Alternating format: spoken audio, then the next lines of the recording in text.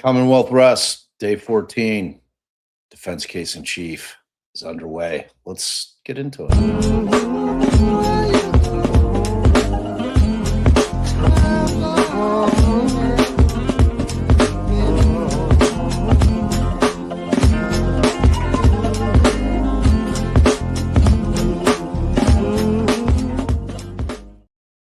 Good evening, beautiful humans, and welcome to Defense Stories. I am your host, Bob Motta. And as always, I'm not being joined by my beautiful and brilliant co-host. I don't know if she's coming or not. I give her a pass on these because I know she's busting her butt all day. So I'm not sweating her if my beautiful and brilliant co-host doesn't show up. Plus, she might be busy defending her man over on Instagram. And, it's like I posted a thing today telling all the Patrick Clancy guilters to shut the fuck up. So she's like, you did come in a little hot. I'm like, no, shit's disgusting. I don't like it. And I'd been quiet for long enough. It had to end. It had to end. So at any rate, welcome. I'm thrilled to see all of you. You look beautiful. We haven't hung out since the incredible mental health awareness live. That if you have not seen that, yeah, it was overcast today and a little bit chilly. So I'm indoors. Tonight. I'm not doing the outside thing because I'd be freezing. I was freezing by the end of our mental health awareness live. Truly, I was kind of bone chilled at that point. But if you have not seen that, and I'm shocked and mortified that only has 21,000 views. It was literally the most important thing that was on anywhere on YouTube. Anywhere. If you have not watched that, and it is a very difficult watch, but so important because people were like incredibly open and willing to share just the nightmarish mental illness stories that and the struggles. It's like 21,000 views on that thing. It should have 1 million. Like everybody should be watching. It should be mandatory viewing so that people start to understand mental illness, like truly. Yeah, but whatever. Hype it. Hype that if you can. If you have hype available, please hype it. Hype it. All right, we'll get to all your questions. Allie said that I should be doing these as recaps where I'm not taking questions and that I should like switch over to members only. I think I'm going to take her up on that idea, but not tonight because I didn't really prep for doing that, where I'm kind of just going through doing like a 20-minute recap of the day. And tomorrow morning, everybody, and I haven't even told Allie yet, so if she's watching, babe, going to the Red Sox game. I'm going to Fenway Park finally for the first time in all my 56 years. I am a huge baseball fan. I've been dying to get out to that park. And Margaret's son, I said, hey, man, I've never been to Fenway. And he was like, let's go. So I was like, so yeah, we're going to Sox and Arizona tomorrow. And Margaret's son, Aram, is amazing guy. Just he's getting married. He's getting married in the very near future. I can't remember if it's 9 days before or 9 days after his sibling. They decided they're getting married within 9 days. So you can imagine Margaret's pretty busy with wedding prep, but they're an amazing family. I got extremely lucky, extremely fortunate that they've put me up here, and they're just the kindest, most down to earth, fabulous salt of the earth people that you could ever ask for. I assure you, they're going to be friends for the rest of my life because they're just those type of people. It's like to have somebody invade your home for this extended period of time is just above and beyond. And I'm eternally grateful for that. So day 14, it starts out, I have the media pass. Margaret does not. So she understandably gets nervous. Like, you never know. You never know if there's going to be like, is this the day that the people are going to flood to the courthouse and I'm not going to get in? I have the ability to just walk in. She's got to get in the line. So, but we got there, I say probably around the same time, maybe like 8:15, something like that. And we pulled up and I always see Kevin sitting in his little Bronco there. I took a picture of it. I was like, am I doxing Kevin? I'm like, nah. Like if you have a vanity plate that says NG, everybody knows who you are. That's just how that rolls. Like you're not worried about people knowing it's your car when you put NG on your plates. We have another friend, a Chicago friend, who oddly enough, I was telling a story about Joe Lopez, the shark. I think his plate said NG too, except it was Illinois. So if you guys blew up on it, you would see that he has a Harley sticker right on the back of his back windshield too. All the things that you heard about Red are all true. So Red was sitting in his car, as he's prone to do, before going into the courthouse. And, I went over and was chatting him up, asking him how the weekend was. He's like, yeah, it's like Monday. I'm like, yeah, I get it. But he said he had a good weekend. He was ready. And, I kind of asked him, I was like, well, what do you think? He's like, well, they're going to rest today, which was right. And I'm going to start up today, which he did. And he got through 4 witnesses. And he is predicting, his prediction is that closings are going to be on Monday. Obviously, things can change, but we still have all his mental health experts. He was trying to get the Emily Thorndike voir dire to take place today because she's been taking off work. She's been in the courthouse. I think she was there Friday. I think she was there today. The judge still didn't have that hearing. Wait, are you hearing some? Bob, go help your host out and change the smoke alarm battery. Is that what you're doing? I put it in the freezer. We'll see. I didn't even hear it. I wasn't even aware of it going. So, let's see.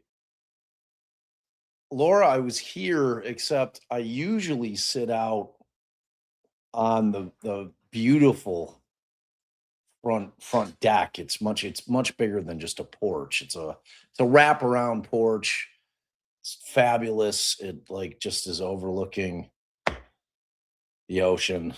That's a bay, right? What? That's a bay. In front of us? Yeah. That's Massachusetts Bay, but that's the ocean. That's the ocean, yeah. So it's technically Massachusetts Bay. It's right straight across Spain, I believe. Yeah, it's incredible. It's so beautiful. It's so picturesque. So that's where I was when I did yesterday's. So the family was all out handling wedding stuff. They had to go check out the church, which looks amazing. It's on like a little island. It's on the same island that the movie Shutter Island was filmed at. So, and the church is beautiful. It's kind of like, it looks like an A-frame, kind of like almost like a long barn. And it's got like the exposed wood rafters. It's really beautiful. I was envisioning what it's going to look like with the lighting and stuff in there. It's going to be fabulous.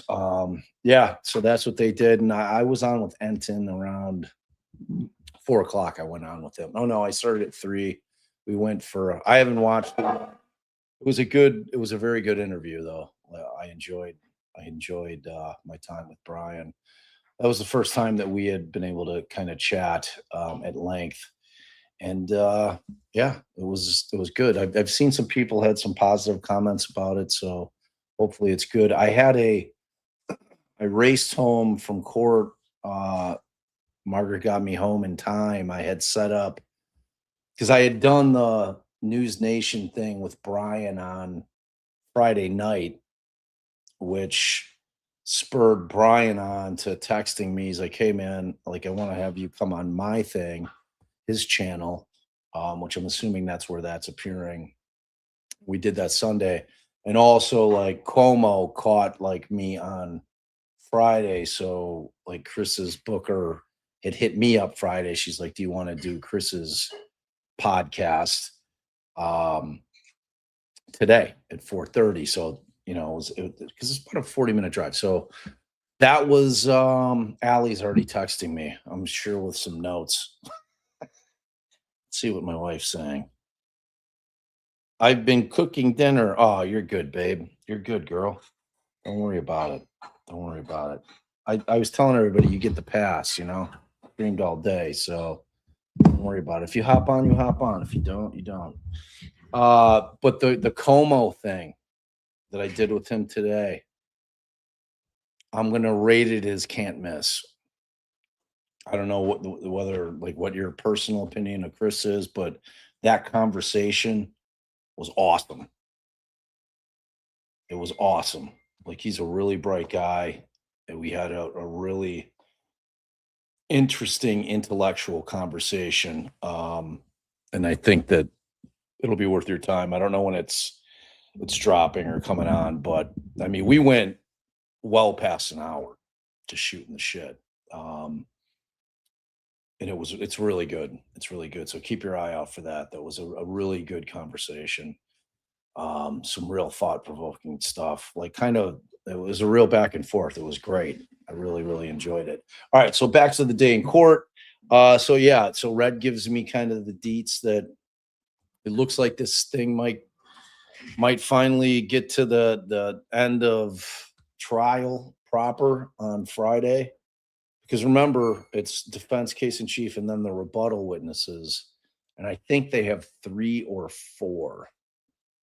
One of our viewers has sent me their the witness list for who they're bringing on for the rebuttal, and they're all heavy hitters. I mean, the Commonwealth has hired some heavy hitters to rebut the lack of criminal responsibility. So I imagine I'm thinking Red's going to be done by Wednesday at some point, and then we'll get into the rebuttal case of the Commonwealth, and then when that ends, we'll come back for closings on Monday.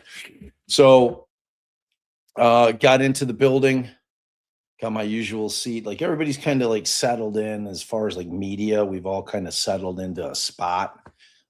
Michael Bryant was to my right, and then I always forget her name. She's a real nice reporter. It's not Sue O'Connell, but it's another reporter for the Boston Globe. She's been on my left. Very, very nice. She's my cheat sheet, because when I'm like live tweeting and I miss something, she's got her computer there, so I'm always like peeking. I'm like, you realize at this point you're my cheat sheet, right? Like I'm always looking at your shit for everything I miss. She's like, oh yeah, I know. I'm like, all right, good.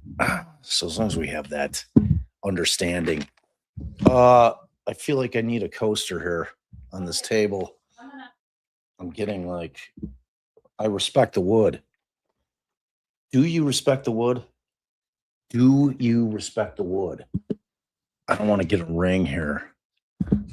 Let me see here. I might be able to use this guy. I've got this little napkin here. I got it. I mean, I've got this little like bandana looking napkin. That's very sweet. Because that bottle's sweating pretty good. All right. So we get in there, and then muchas gracias. Everybody takes their seats, and it's usually getting in like 10 after 9. They'll let us in, we all get settled, and then they start with the the morning Sidebar for scheduling purposes, which is just all housekeeping every day. Same thing. Um, that went kind of long today. So the judge comes out, and I don't know when they're starting the live for you guys. I don't know if it's like if are you do they have the cameras rolling while that thing's taking place? I can't remember from the first week. So at any rate, that took quite a while.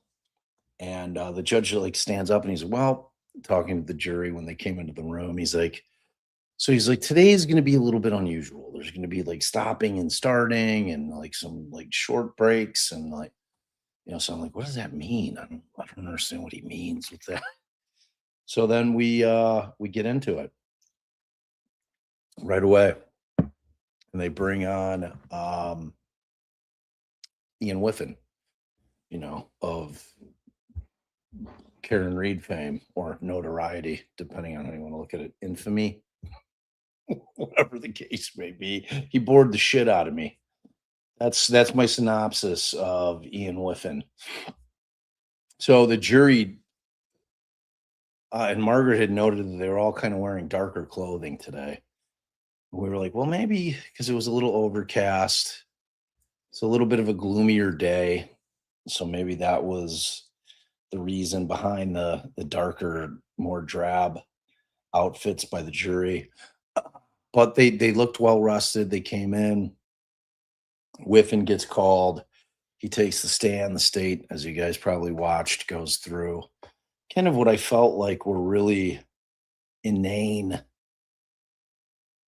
kind of questions about like she would ask if he analyzed certain things in terms of phone data or the watch data.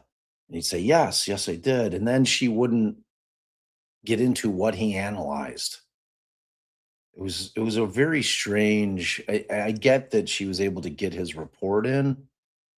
Um, but the reality is that witness or jurors are not going to sit back there reading reports. Just not, and it's one of those things where you're kind of wondering why they put the stuff in, like they went back to some random day, like December, like, oh, she went up 5 flights. Okay, and how's this relevant? How does this mean? What is this doing? How is this moving the needle for the state? And I kind of felt that whole way about the testimony. So because I was so bored, I was really paying very close attention to the jury during that testimony. And Whiffen's testimony seemed to be the most disengaged I'd seen them in the entire trial. Like they were like just a lot of people kind of like shifting in their seats, a lot of people just like kind of looking around, like even, and I'll talk, this is when Whiffen's speaking and when the Commonwealth's doing their direct. Like they just didn't seem to find the testimony at all interesting and even the most copious note taker, who's the older gentleman in the front, was not taking notes. And I'm like, if that guy's not taking notes, I take that as a huge sign that the jury was not taking anything from what Whiffen was putting out. They were not picking up what he was putting down at all. So, I mean, did you guys get a different feel for Whiffen? Did you think like forget about the Karen Reed side of it for just a second? I get it. Everybody can't stand him from Karen Reed. In terms of this case, did you think there was any value to it for the Commonwealth? And I'm skipping all the way down. Yeah, I was bored, not a fan of Whiffen. We weren't there. Oh, Mav, don't make me come through the interwebs. I didn't even understand it or right. I mean, I understood what he was saying. I just didn't see like why it mattered. Uh I would have to know why would the Commonwealth call with him when at least one juror probably had an opinion of him. Right. Like Allie and I were talking about that aspect. I'm like, did they like out of all the Cellubrite extraction experts that exist on the planet, like that dude's nothing special. He's just not, and he's still going in there talking shit about Celebrate and still talking about he built his own program. He's like in there like marketing his own stuff. And I'm like, this dude, I don't know. So I just didn't I really didn't think he brought anything to the table beyond what we ended up hearing prior from the cops. Like there was no kind of smoking gun. Like they certainly didn't prove that Lindsay brought the kids down one by one. Like all that shit. Like none of it proved any of that. None of it. It really it didn't get into the timeline. Like did the timeline work? What she brings up with the 1,300 pages of Google searches is Lindsay Googling medications and like using ketamine to get off to get, what was that search? She used ketamine to, I can't remember if it was to get unaddicted. Or it was some use for ketamine. So there were like the two drugs and then the ketamine thing. And I'm like, how do they think that helps them? This is just her doing more research, trying to get better, trying to get well. I don't know. And then, Red, like I had talked to Red, and Red's tech guy, his tech expert, who I don't know if he's going to call him or not, but his tech expert he sits in the front row, like closest to the aisle, like to get into the well of the courtroom. And like when you see Red walking back, like during an examination that has to do with phone data or extractions, I don't know if they're showing who he's talking to, but he's talking to his tech guy. He introduced me to him out in the hallway before we went in. And he teaches Red, tells him this is what you need to question. He lays it out for him, 'cause Red doesn't understand tech. He's like me. I'm like him. Tech wizards, just a couple of tech wizards. So, Red went up and, there really wasn't much to attack. He basically kind of, the one thing that I thought that was somewhat effective was he was able to get the kind of this whole concept that it was really Patrick who had Googled about a music artist named Tom Hall that he was a fan of who had killed himself. And then he had looked about like how Tom Hall had killed himself, like in August, like August 23rd of 2022, like having nothing to do with shit. Like we hear later in the day that Lindsay during the summer was in high spirits. And, so that was like, so he ended up kind of being able to get that in to where, he didn't lock it down, but he asked enough questions about it to where it resonated with the jury. Like he was able to get that handled. So I feel like that was a win for him, even though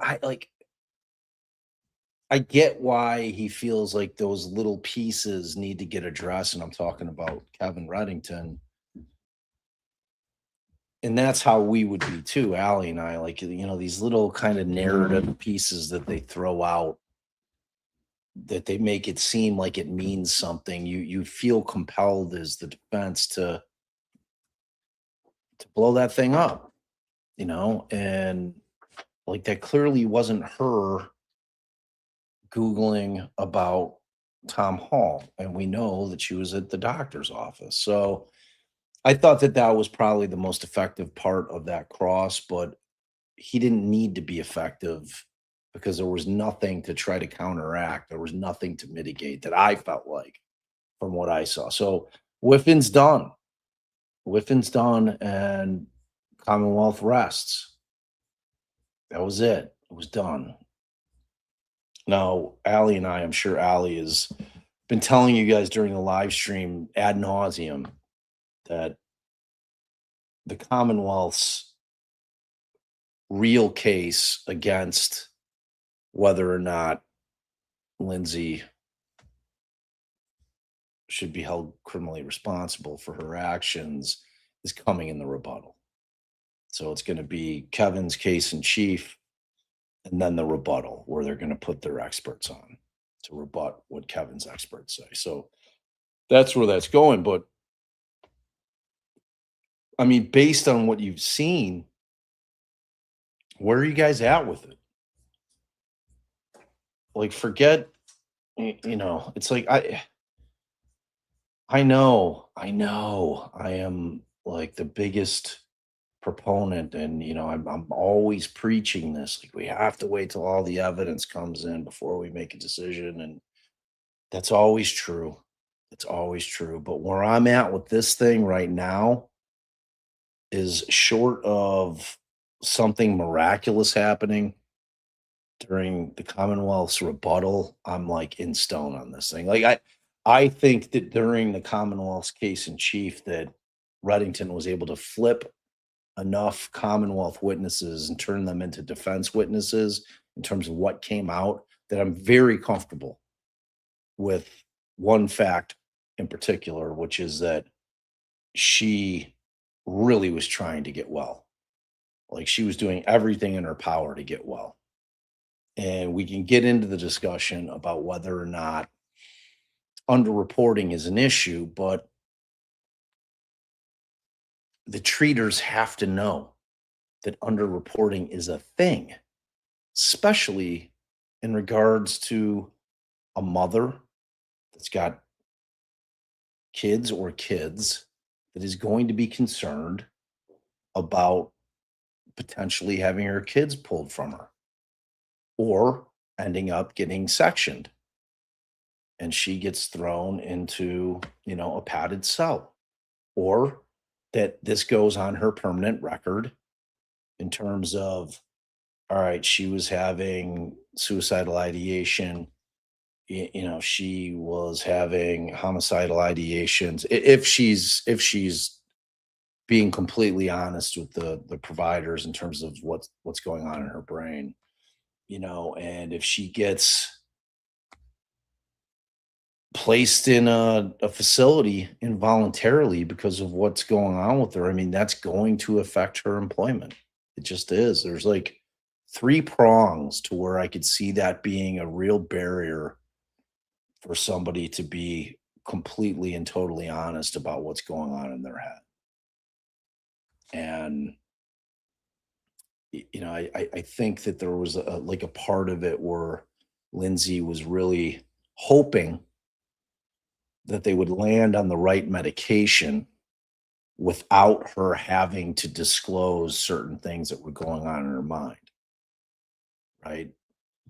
So, first witness for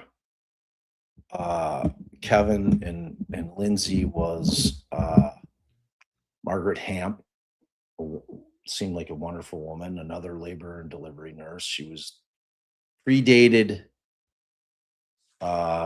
Lindsay at Mass General. And, she's like, Lindsay came in 24 or whatever, young nurse, bright-eyed, bushy-tailed. Just another witness that really solidified how much Lindsay loves children. She was crying all the time, like after they complete a delivery because she's like, it's just so beautiful, and she loved it. She loved it. That's what became completely apparent, even more than it already had been. and she was talking about how Lindsay really, really, really genuinely was like asking her coworkers about parenting. And this is obviously when Cora's born, when like her first kid.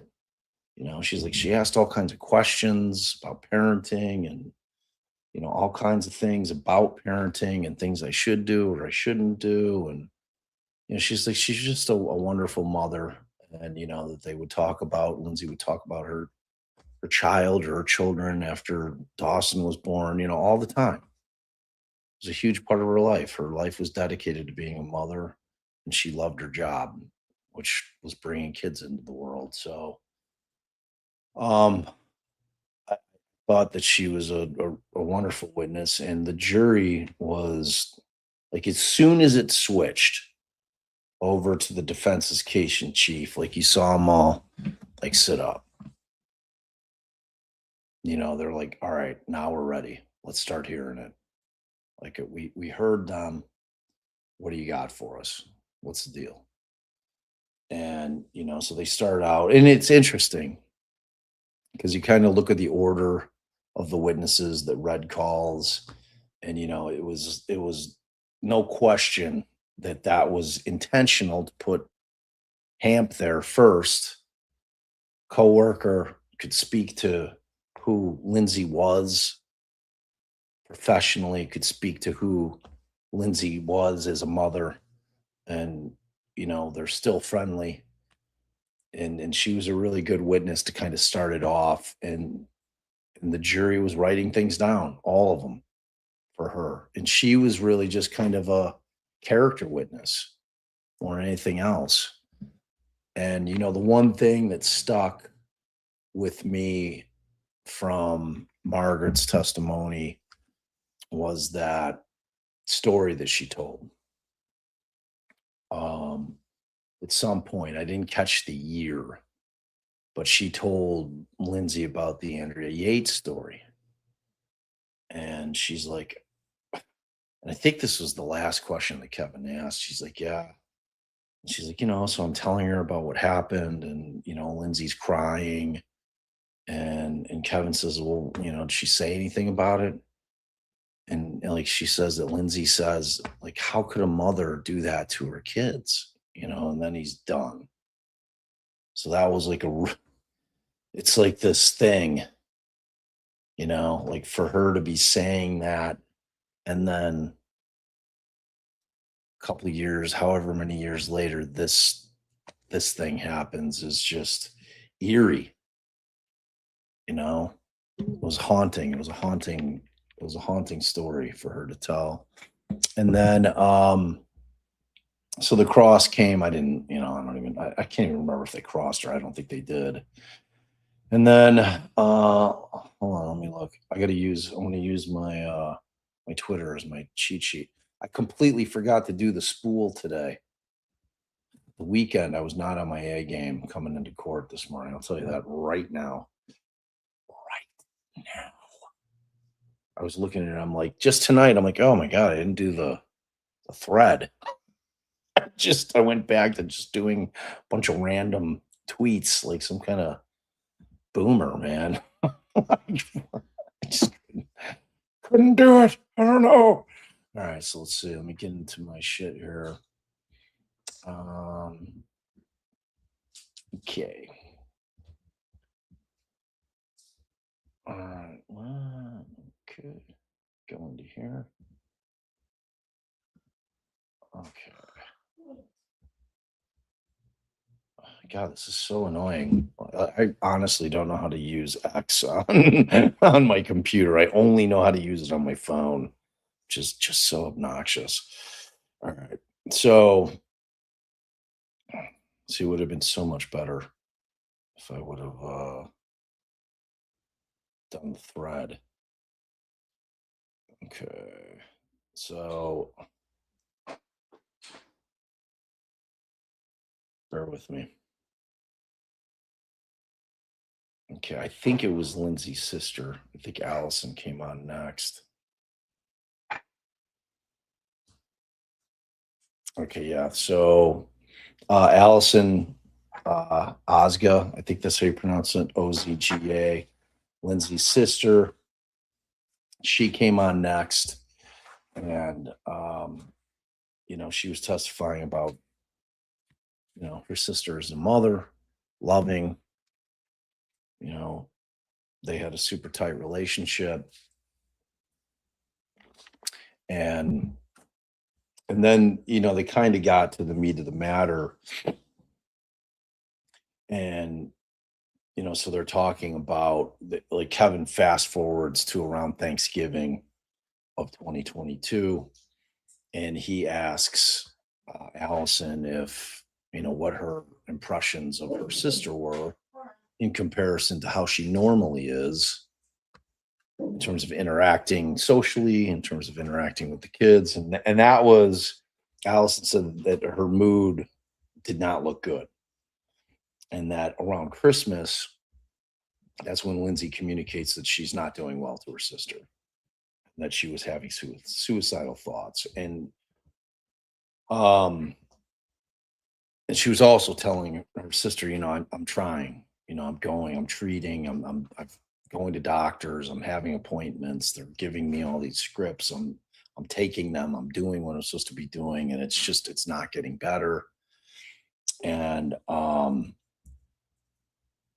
at some point, Lindsay tells her that, her whole feeling numb, that she feels numb, that she's not feeling anything, so she feels empty inside, and that she's scared. She doesn't understand what's happening to her. I mean, there is nothing more frightening than to not be able to control your mind. You know what I mean? To that thing where you're just kind of like incapable of regaining control of what's going on in your mind. Like that feeling of not having control has to be terrifying. I mean, the only time I've ever like had that is like, if I've overindulged back in my drinking days. But like even then, even though I would have like blackouts in terms of not being able to remember the next day, and Alice would be like, "Oh, you remember going to the second bar?" I'd be like, "No, no," But I was always like walking and talking. I'm sure I was sloppy as shit, but but this is a whole different beast. That this is like akin to being on like a hallucinogenic where you've taken like too many tabs of acid and you're like tripping your balls off, and like there's nothing that anybody can do to get you back to reality, or mushrooms if you're taking a, what do they call it, a Superman dose of shrooms, and you're like, it's that thing where like you're no longer in control of being able to get your mind right. You can't be like, all right, it's it's just the drugs or whatever. It's just like I can't. It's where you're with a mental illness to where you don't understand what's happening. You're having just insane thoughts. You're feeling in a way that you've never felt before. You don't understand it. And it's probably hard to describe completely. And you've got the fears of being judged, being, embarrassed, like all that stuff is just so heavy to deal with. And then ultimately, Allison testifies like right around that time. So this has to be after Thanksgiving, leading into December, and I think it's after she gets out of McLean. She's like, I had suicidal ideations for like the entire month. you know and then I can't even remember what the Commonwealth did after that. I can't remember if they crossed or not. But again, with this, I don't like, is this true? It's at members only viewing. May perhaps, is that true? It doesn't look like it's members only. I'm looking at this. Somebody sent me this yesterday. And I went into the channel immediately. Sorry, I got sidetracked. Somebody was saying that comment there. Somebody go in there. Somebody go in there right now and see if it's members only. It's like it is. I don't see it as members only.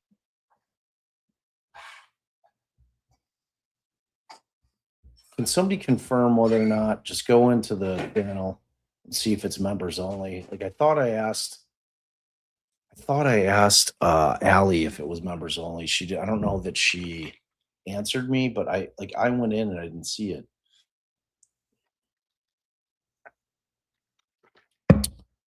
No, I don't remember this. I'm not sure. I think they left and came back though, in terms of the processing. Because I can't remember because Reddington ended up getting over there when they finally finished processing the scene. That's when Reddington finds the. I mean, how do you miss that drawer? Like a bedstand drawer with all the pill bottles in it that, through all like every witness he kept asking. He's like, oh, yeah, like he knew that he had pulled that drawer out. He's asking every cop, oh, yeah, who found this drawer? He's like, they're like, I don't know. It's like, but that part of it is, kind of what these like Patrick Clancy guilters are on, that this was a shit investigation. They just took Patrick's word for it, and that they didn't really do much of an investigation inside the house. I mean, I don't know how much more they're going to get in terms of they extracted everybody's phones. They went in, took crime scene photos and videos of both the basement, the kids. They swabbed. Clearly they missed those pills. But in terms of, I don't know what people are thinking that they would find that's not going to be related to either the Surface Pro or the phones. They had all those, the electronics. They took the exercise bands, they swabbed them, did the DNA on that stuff. So I don't know. And unfortunately, I have not listened to the 911. Obviously, we were not able to hear it. I know it's been on the internet. It was on the internet for like a year. Have any of you guys heard it? The 911 call? Because I was reading a comment today. I can't remember if it was on Instagram or if it was on Twitter. Wait, so you don't think Patrick has nothing to do with it? Was confused about the watch. Yeah, I don't think Patrick has anything to do with it. No, I don't think he has anything to do with it. If you want to critique him on was he attentive enough to his wife, I mean, I think that's a fair critique. I wasn't in the house. We don't really have much information about how attentive. I mean, his mother-in-law, Lindsay's mother, seemed to be very much of the opinion that Patrick was very attentive. That he was doing everything that he could. And, it's got to be scary for a spouse, whichever spouse is trying to help their spouse that's going through something that the other spouse isn't feeling personally or maybe has never experienced, and your spouse is telling you, and then Lindsay's putting on the mask. She's trying to power through, which is probably confusing. I mean, you look at the horrible, awful day, and Patrick's like that. It seemed like it was her best day in weeks, but it wasn't her best day. It was a horrible day. And she obviously had auditory command hallucinations happening. Got suicidal and homicidal ideations going, like, while they're out doing shit. Like, that's happening in her brain. And she's I don't know. And what I'm really interested to hear from the experts is, like, how do you, like, when does it switch from, in your mind, from an ideation to a plan? You know what I mean? Like, how do you make that distinction in your mind? Like, if you're like, okay, I'm gonna unalive myself, and this is, like, if you're thinking about it, you have to be like, is just the thought like, oh, I wish I wasn't here anymore. I'm good. I'm done. Is that enough, or is it like, are you visualizing it in your mind, what it would be,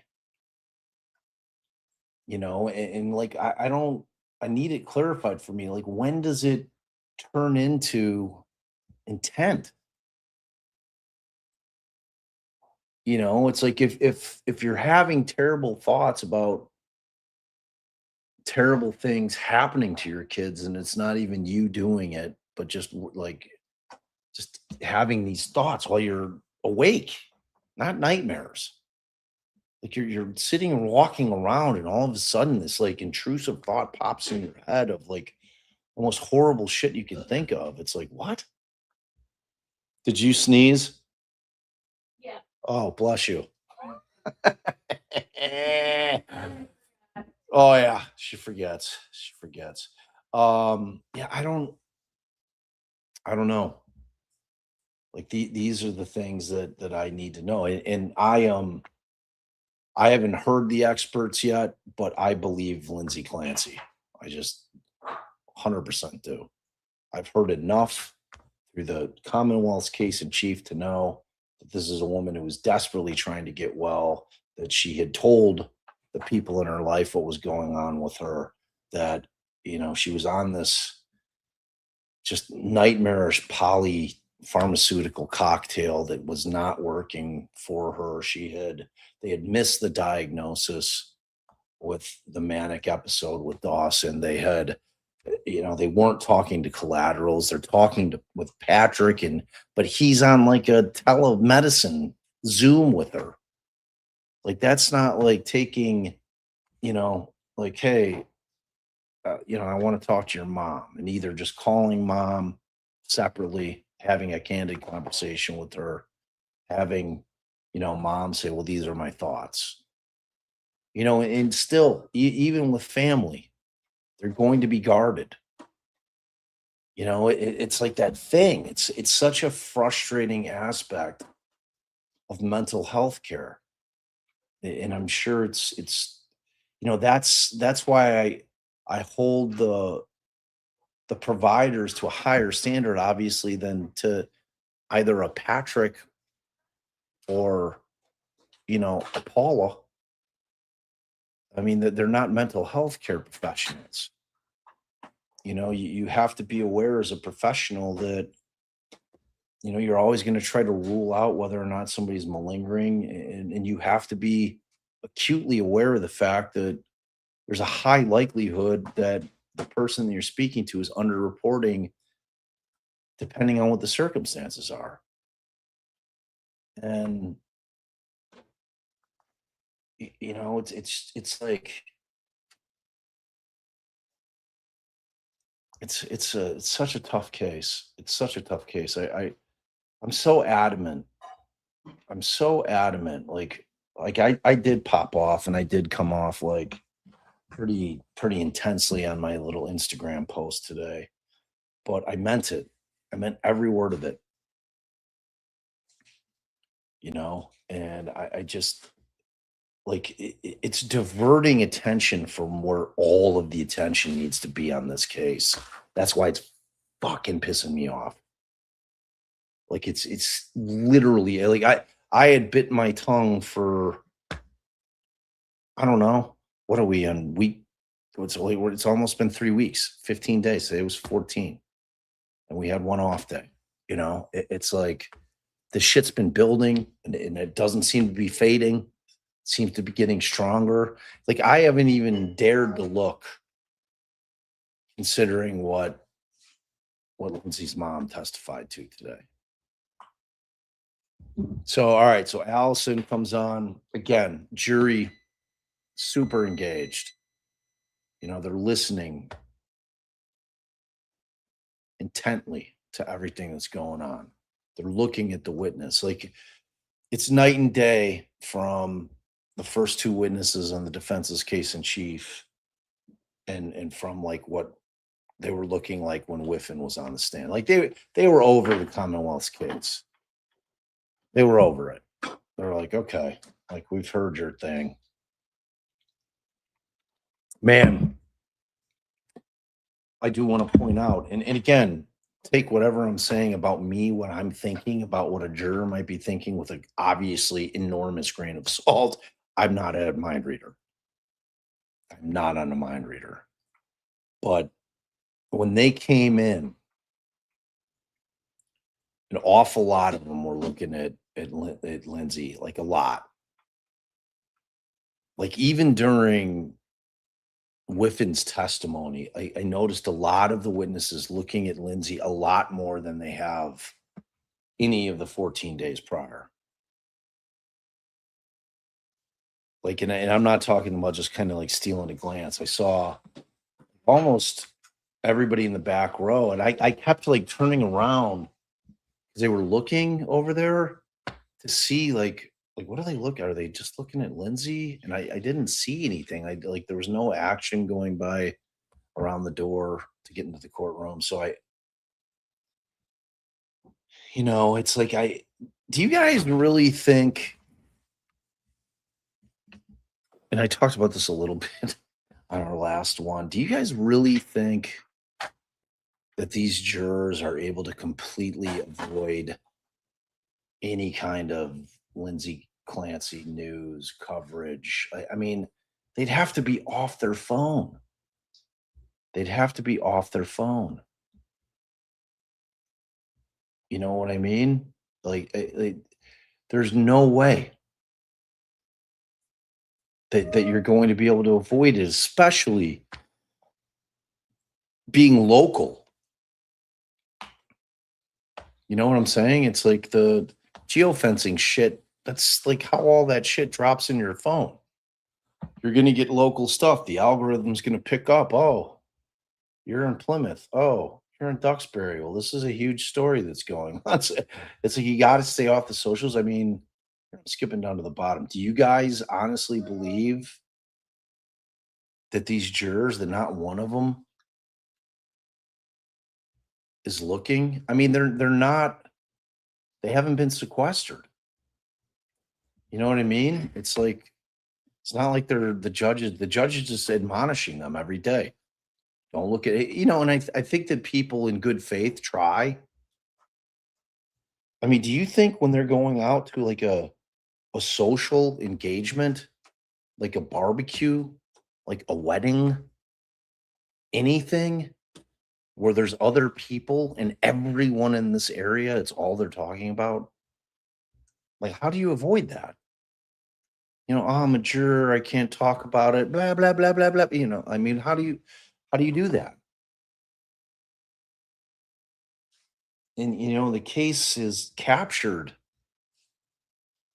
the minds and hearts of everyone who's aware of the case. It's a case that you cannot, it's an undeniable case. You have to, it's thought provoking. It's like, it's got such huge questions, real fundamental questions, and like how we're going to move forward as a country here in the US, how we're going to handle mental health issues, how we're going to handle specifically, and it's like that Como thing. I'm telling you, you guys it's a really good conversation. I don't know if Margaret was like listening at all, but it was like a good, really, really, really good conversation. Like I hadn't watched, I don't watch News Nation news ever, but I mean, obviously I knew who Chris was, but that like, and he was like at home. Like I think his wife brought him a sandwich. It's like, I'm not gonna eat that. I love you. It was like I was watching me and Allie. Um, but we got into those questions about, the ability of jurors to be able to apply the law, and like kind of weaving their way through the difficulty and trying to put yourself in that house for a month and a half preceding what happened to try to understand the dynamics of what was going on with Lindsay in her mind, how she's responding to people, how they're responding to her. Is she taking that at face value? Like I thought Paula's testimony was powerful. It was powerful testimony in a low key kind of way. And Margaret was talking about, it's like I can't remember if they called Dr. Vukovic after, but he was, or before. I think he might have been before Paula. Was Paula the last one of the day? I think she was, right? Um, The mom. my notes. But so she's like, Vukovic was fine. I I had tweeted, and I was being snarky when I tweeted. I was like, oh well, gee, I'm gonna jump back to Paula, but I just want to handle Vukovic real quickly because I didn't know that he brought much to the table. It would have been, as you go, gee, Kevin didn't ask Vukovic. He would have been a good witness to ask if considering the condition of Lindsay in terms of her injuries sustained, would it be physiologically possible for her to speak? Because that was the thing. That was really the thing that started the whole Patrick Clancy thing. It was some EMT that like I was going through and the minimal scrolling I do on TikTok. And this woman had gone, this EMT had gone viral talking about how there's no way with the injuries that Lindsay had sustained that she would be able to speak at all. And that Patrick just made all that shit up. That live or that little video is what started all this. I remember it. It was like 2 weeks ago. It's 2 weeks ago. In the meantime, somebody's talking about, like, I saw the thing with the Costa Rica trip. It just so happened that the woman was there, had the same name as his wife, and she's like, come public. She's like, I'm not Patrick Clancy's wife. I was it was wrong. I mean, the odds are insane because I don't think his new wife has like a super common name. It's not like Mary Smith, but like I read that this thing was like the whole Costa Rica trip where he allegedly like has his rendezvous with his now wife was all bullshit.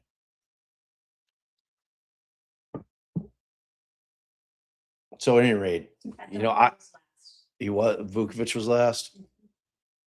Wait, was that Vukovic the last doctor? The ER doctor from. Oh, yeah. Okay. So Paula was next. All right. No, she was before him. That's what I mean. Yeah. So Paula was next after Allison.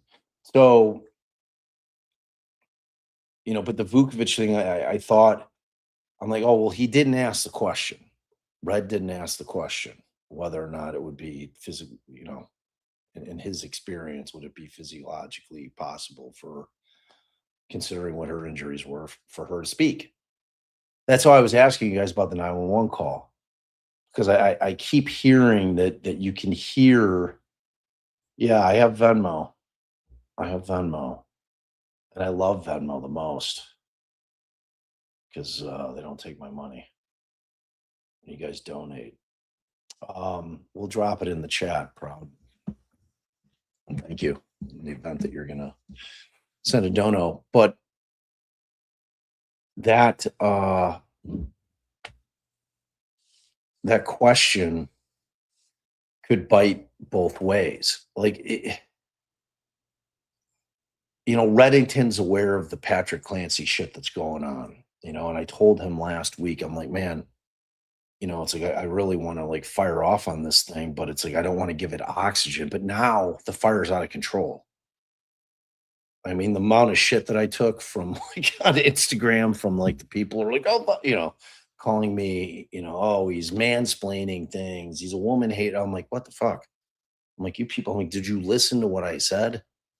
I'm like, the only thing I care about is making sure that the issue, that this case focus on the issue that matters so much for this country and for mental health awareness and treatment moving forward, not be lost in the bullshit because people are doing their sleuthing shit for shit that's never going to happen at trial. Like I think half those people don't know that I'm a lawyer because they don't look at the bio. They're like, who is this guy? Like, what does he know? I'm like, you think like Reddington has given notice that he's proceeding, and he had to give it to the court, had to give it to the Commonwealth, but he's proceeding with a not guilty by way of lack of criminal responsibility defense. He's not pivoting and going to point the finger at Patrick Clancy at any point. He's not going to ask questions that insinuate that Patrick did this at any point. That is not happening. It is not happening. And that's what I was trying to tell these people. I'm like, and what you're doing is you're drawing people's attention away from what matters. And I resent it because it's that important. Like, let's not have the kids die in vain. If this case turns into something where it pulls our treatment, our the way that we handle mental health issues in this country out of the Stone Ages, if we can get rid of the stigma, if we can allow people to be able to admit freely, like I'm not feeling right, I need help, without them worrying about losing everything or being thrown in a padded cell or whatever the case may be, something that changes what is so broken right now. And the mental health problem is an epidemic. It just is. It's like you have no idea what is going on in somebody's mind, and that can include the person you're living with. Think about that. Like, seriously. I mean, Allie and I have been together for a long, long time. And I'm sure we both say things to one another that we didn't know about the other person. Like Allie, I can't remember specifically, and I wouldn't share it publicly anyway, but she said something to me, I feel like in the last 3 weeks. I was like, what? And it was significant, like to the point where I was surprised that she had never shared it with me. And she was like confident that she had. And I'm like, I don't think that I would have forgotten that. You know what I mean? So it's like, I mean, you're lucky. Like, I'm the only child, but like I'm incredibly fortunate. I married my best friend and my life partner and my, ride or die. And like, I'll tell Allie anything. It's like, if I'm fucked up, man, I'm telling her, you know, because I know she's gonna advocate for me and she's gonna take care of me and do all the shit and vice versa. So, it's just, but like not everybody's Allie and I. I see so many couples that they just don't have that relationship, and it's no judgment there. It's just facts. You know, I mean, you're talking about an Irish family. Like I come like I'm half Irish, quarter Scottish, quarter Irish. That side of my family, there's mental illness with the women on my mom's side of the family that's pretty profound. Like my grandmother, my mom's mom, after my grandfather was killed building the Sears Tower on a day that he was the foreman on that job, came in on Saturday because somebody called off and his head was caved in by a front loader. Died instantly on the job site. And my grandmother, according to everybody that was dealing with her, because I was an infant, was one when my grandfather died on my mom's side. And, you know, that put her over the edge. And she was already, you know, not normal.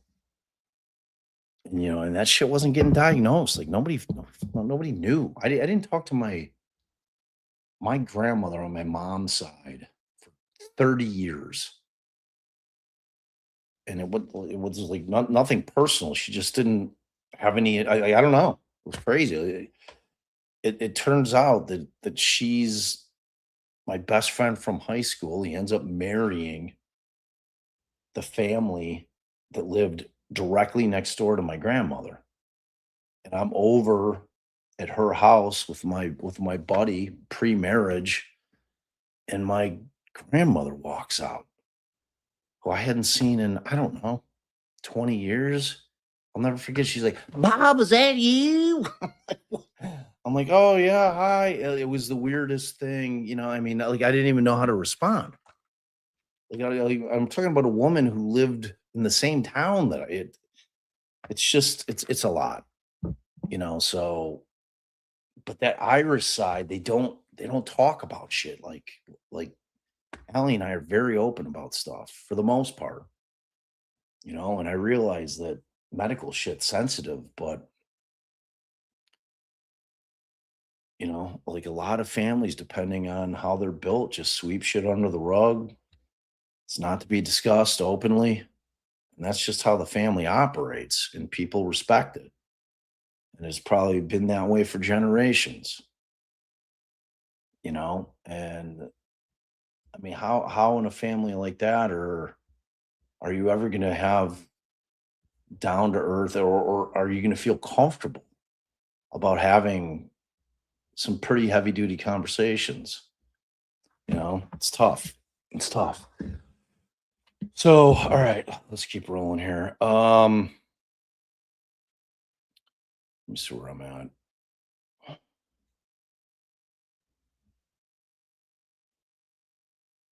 Okay. Uh, bear with me, y'all. Oh, so yeah. So Paula. Um, I mean, to me, there was one watershed moment, and that's obviously when she drops what I felt like was a bombshell, which is where she says that Lindsay, you know, so this is when she was one of the times where she's living in the basement, trying to help Lindsay out. And, you know, Lindsay, she describes her as looking very anxious. And then mom says that she tells both mom and Patrick that she had, you know, I don't know that it was homicidal ideations, but she had thoughts about harming the kids, I think was how it was put. I don't like paraphrasing it. Did you write down exactly what she said? Wait, for what? For what Paula said that Lindsay said about harming the kids? Like verbatim? Because I like that's one that I like. It's not right to paraphrase it. Let me see. Maybe one of you guys remembers exactly what it was. The night in the kitchen? Yeah. I have to tell you guys something. Yeah. I have thoughts of harming the children. I have thoughts. I have to tell you guys something. I have thoughts of harming the children. So that's a bombshell, right? So that is not what the Commonwealth has been putting out there. You know, they like this whole thing that she didn't tell Patrick about anything having to do with that until after. You know, and they're insinuating that Dr. Zeisel came in and planted the seed, all the shitty things that they're doing. And the other part of it is that she basically impeached Patrick because Patrick was asked that question as to whether or not Lindsay had ever told him that she had had thoughts about harming the children. And he said, no. I have a feeling, and I don't know if you guys saw it, but Patrick's lawyer, after the judge called it for the day, was in a sidebar for 25 minutes. And it was Reddington, the twins, and then I think his name's Dave Meyer. I think his last name's Meyer for sure. M-E-I. M-E-I-R. Is that right? I think I had spelled it M-E-Y-E-R, but I think it's like M-E-I-R. Meyer. And he was adamant. Like, he was doing all the talking up there. And Red was just standing there, his arms crossed like he usually does, just kind of standing there listening. Like Red does not, you know, like he's not like super animated in sidebars. Like, if you were to see Allie and I in a sidebar, Allie's like a pit bull, like, you know, and I'm just trying to contain her a little bit. You know, she's a fighter. And Red's a fighter, but like, he's so seasoned, he just picks his battles. You know, and he's not gonna exert energy on something that he knows he's not gonna, you know, he can read the room in terms of Sullivan to the extent where, you know, he's not going to put up a fight when he knows he's not changing Sullivan's mind on something, you know. So you know, the Paula thing and the other thing with that statement. So I don't know how that's going to play out. I don't know if that conversation was like, okay, well, I think we have to call Patrick back, you know, because they went to great lengths to make it so that he didn't have to show up in court again. You know, like, the judge gave him a lot of leeway in terms of how he was going to handle that. You know, because they didn't want to force him to have to come back and do the same thing twice because it's painful. So you know, I wish I was a fly on the wall.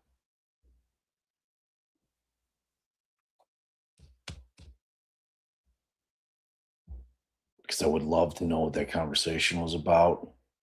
I mean, I'm imagining, yeah, it was harming the kids, right? I've had thoughts about harming the kids. I mean, that's a bombshell. It blows up the entire shit that the Commonwealth's been putting out there. She hadn't said anything to anybody ever until after the fact. Well, that's a lie. And she had to know it was a lie. Like, I'm talking about the ADA. Like, they didn't, I mean, maybe they didn't. Maybe that took them by complete surprise. I didn't get the impression that that was from a police report. But I mean, I would be shocked if it wasn't in one. It's a pretty significant thing. And I think that ultimately, had it not been reported before, that you would have heard that line of questioning. Like, any time that somebody comes up with some kind of incredibly powerfully damning statement in a trial, and it's the first time they've said it, it always turns into, well, you talked to the cops, didn't you? Right? And they asked you questions, right?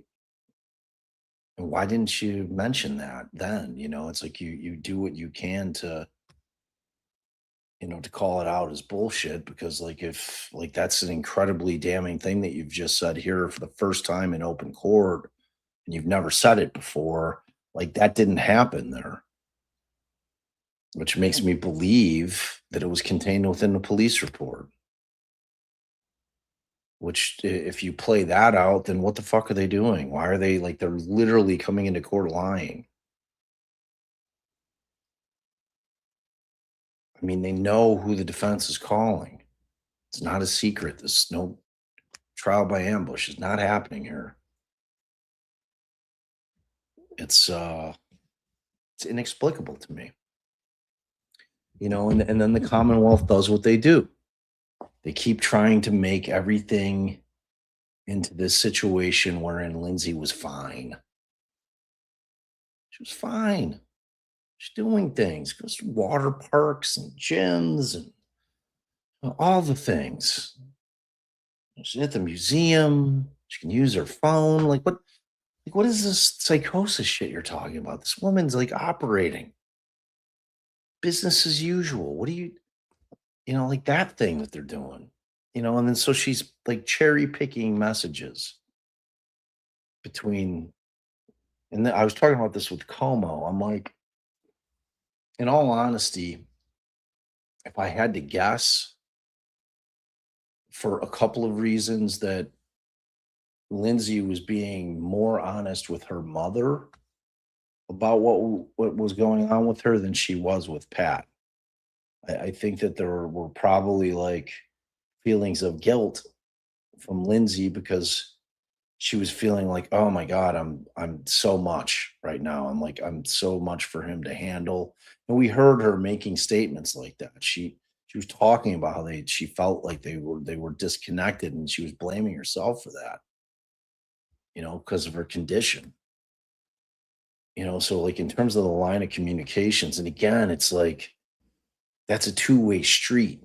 Like, what is Lindsay taking from what her mother's saying? And I thought it was poignant that back and forth between, can't remember if it was, I think Sprague was doing the cross on her, where she's like, oh, well, like the day of, I think it was the day of, she's like, you said, you're doing good. And she's like, oh, well, like if you're going to ask me, like, number one, that wasn't a phone call, right? I think that was mom, or if that was, no, that was Allison she was sending messages as she was talking about, had a conversation but with mom, it's like, what's going on? How to negotiate getting off the couch without getting eaten? All right, make sure she follows you up. I promised Aaron, like, I'm going to shut my door tonight, so she doesn't try to. We're out of here. Close the door. Cora B, their sweet little doggy, likes to sleep with me. She came into my bed last night, and like Margaret's husband, Aaron, like she usually sleeps with him. He's like, is there a little puppy in there? I was like, yeah, she's in here. And so Corby has a bit of a picadillo, like occasionally when she gets like, oversensitized or like overstimulated, she'll kind of like turn into like a gremlin. Like that was a perfect example of it. So that's what she'll do. Let's see if she wanted to hop on your lap. Oh no, she's like, so that's what she did. You want Like when I was gonna move her to get her to go sleep in her dad's room, I was like, she was laying on the bed. Have a TV. And she's like, did like not quite as intense as that, but I'm like, I'm not losing a finger. I'm like, you know what? Like, just stay here. Say good night to Bob. Good night.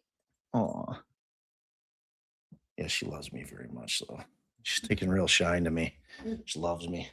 So at any rate, so she ends up crawling. She gets under the blanket and like snuggles up to my back. I'm a side sleeper, so she's like, I can feel her. So she really, for as little as she is, she really crowds me in the bed. She's like this big, she's teeny. Because I'm like on the edge of the bed. I'm like, And I'm afraid I'm going to roll over and crush her. She's such a teeny little thing. She's so sweet. I can't boot her. So, but the pushback with Paula and Sprague, where she's describing why she's wording things the way that she is to her daughter. She's like, I'm not going to pile on when I'm telling my daughter that she's doing good. I'm encouraging her to keep moving forward with what you're doing. She's like of the mindset that I'm not going to do my daughter any good by saying, wow, you really still seem kind of fucked up. Like you really still seem super off. Like I could see a mom doing that. Like I have no reason not to believe what Paula testified to in there. And she gave hard pushback. Hard pushback. Like she was adamant about it. She's like, you aren't in my fucking head, lady, and you're certainly not in my daughter's head. Don't pretend like you know what my intent in terms of sending that message to my daughter was. It's none of your damn business. Like that's like it's me just trying to be positive with my daughter because she's struggling so mightily. It's like I hate the way that they're prosecuting this case. I just hate it. It's so disingenuous. It gives me it makes my skin crawl, frankly. It really does. It's just awful. It's just awful. I don't know. I mean, at some point you got to look at yourself in the mirror and be like, did I try this shit on the up and up?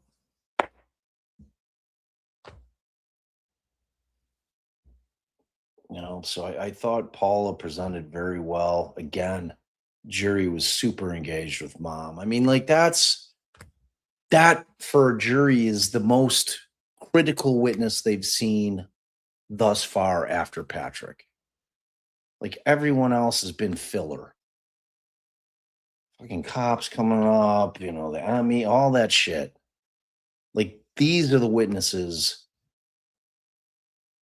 that the jury has been waiting to hear from. The people that were in the house, Lindsay's family, the people that know her best. Those are the witnesses the jury's like watching, taking it all in, all of them. Looking at Paula, looking at Lindsay, looking at Reddington ask the questions. It's like these are the people, and I worry because when Reddington starts calling the experts, it's going to be that thing, where they're using all kinds of medical terms and it's just dry and they're going to be going through, and it's super critical that they're listening. It's like that. I'm always trying to think of like what I look like when I'm spacing out. And I'm trying to figure out if these jurors are ever like spacing out, like they're not like they're feigning attentiveness. They're not really being attentive. Guys thinking about who's starting pitching for the Sox game tonight. It's like, yeah, well, who pitched last? Where are we at in the rotation? I think they're on the, you know what I mean? Like they're just not, they're thinking about other shit. Or they're thinking about, my God, I haven't been to work in like 3 weeks. I'm going to be fucking slammed when I get back. All kinds of shit. Because like people that have jobs, to go back to the jury problem, like we all work on our computers. Or we like almost every profession, there's some element of technology that you're using, whether it's your computer, your phone, whatever the case may be, emails.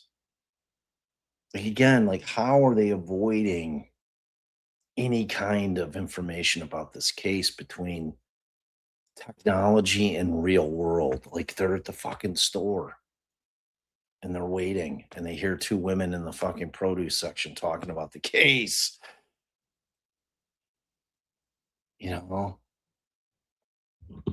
And like they're gonna run into like, oh my God. Did you see the new thing about Patrick Clancy? Like two women, in the market when the jurors going to buy some shit on the weekend. I mean, you think that's not happening?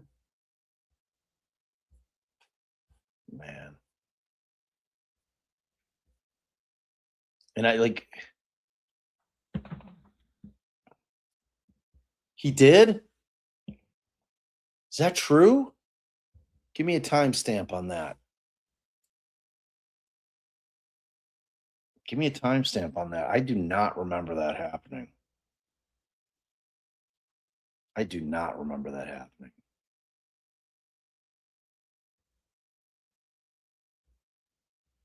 Yeah, I know. Like these are not neophyte prosecutors. I knew about the SI, the harming the kids. Why didn't they ask him specifically about did he say it happened in the same way? Like mom was there?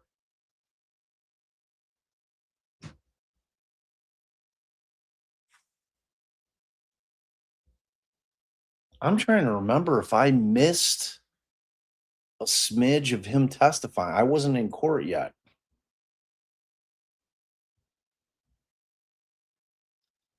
Well, then that puts me in a whole different headspace about what today was all about. If it's not an impeachment scenario, if he confirmed that, if that came out, I had to have missed that. Like I had to have not been in front of my screen when that happened. What did you miss? That Patrick apparently did say that he testified that she had said at one point that she had thoughts about harming the kids. We double check that. Yeah, I don't like I do not remember that, but I believe you guys. No reason to doubt you. Why? Didn't you spend all day with her? Am I not good enough for you? Kidding. I know she was cooking and she's probably taking the night off. Spent 7 hours on a live with you all. So I think she's put in the work. She's put in the work. Oh, is she walking Nook? Is that true? I love that. I love that for Nook. Look that for Nook. All right, so you guys are all right. Thank you guys. That puts everything in a different light then, doesn't it? Like truly? Now I have no idea. I was sitting there. I think I even talked to the Globe reporter. I'm like, well, that's some bombshell shit. Like what? Now there's going to be a whole part of Como that they're going to have to clip out. I'm going to text Como and be like, yo, man, apparently Patrick did something. He must not heard either, or he wasn't paying attention to part of the trial. I'm going to be like, hey, man, you're going to have to clip all that shit about the impeachment. And like Pat did say it. So would his lawyer, Patrick's lawyer, come in and talk to the judge about the shit that's going out on the streets?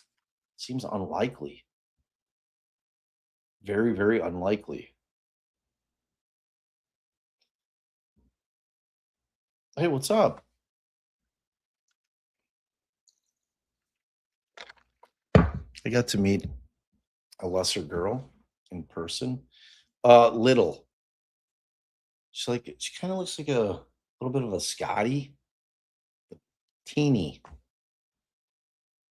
be a Schnauzer. I'll have to ask Margaret. She told me, but I forgot. It's got like the face of like a miniature Scotty.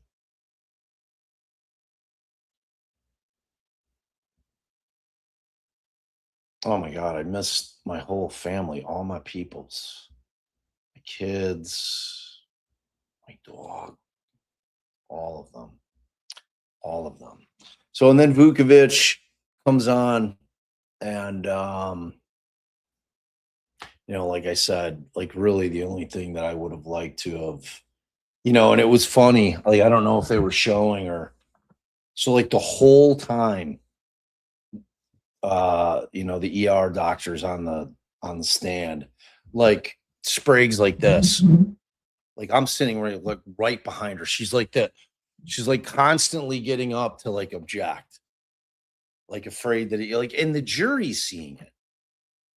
And like obviously there's motions in limine about what he's allowed to say and what he's not allowed to say. Like he was not like the most that he could say about her injuries is that they were consistent with somebody who was trying to self-harm themselves.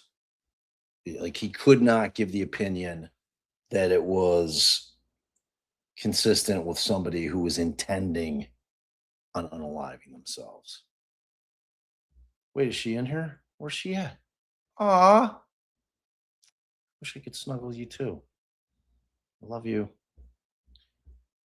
So I didn't think he brought much else to the table.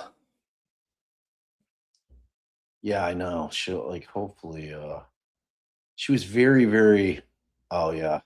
How much did she say afterwards? Are you on a walk with the guy? Yeah. He must be so happy. I can't remember. I can't, you guys know I'm always like a million miles behind on chat. It's just the way it is. Like I said, it's important to me to try to read as many comments as I can because I care about you guys. So they basically wrap it for the day after Vukovic. Kevin makes the argument again that he wants to be able to have the voir dire of Emily Thorndike, the woman who was a social worker that worked at McLean for 7 years. He's like, she's got her own practice. She's like sitting here missing work. And, nothing. You say it? You want to see it? Yeah, let me see. Oh, look, my girl. Aw, Cam. Describe them or how you describe them in intrusive thoughts. I would say both. Okay. And when she told you that she was having intrusive thoughts, did you ask her what they were? Yeah. And what was her response? She just had thoughts of hurting kids. Oh shit, yeah. Or them having some sort of ailment. So she was very worried that Cora had. Remember, she had a stomach ache. She became overly worried that she was Mhm. had like a liver problem. Was that it? Something Like, that was that the whole? Well, I don't know. When I found it, I brought this down. Is that correct? Yeah. And did she tell you whether or not she had specific thoughts of how she would have the kids? No. And she didn't describe that as hearing this external voice telling her to have the kids, correct?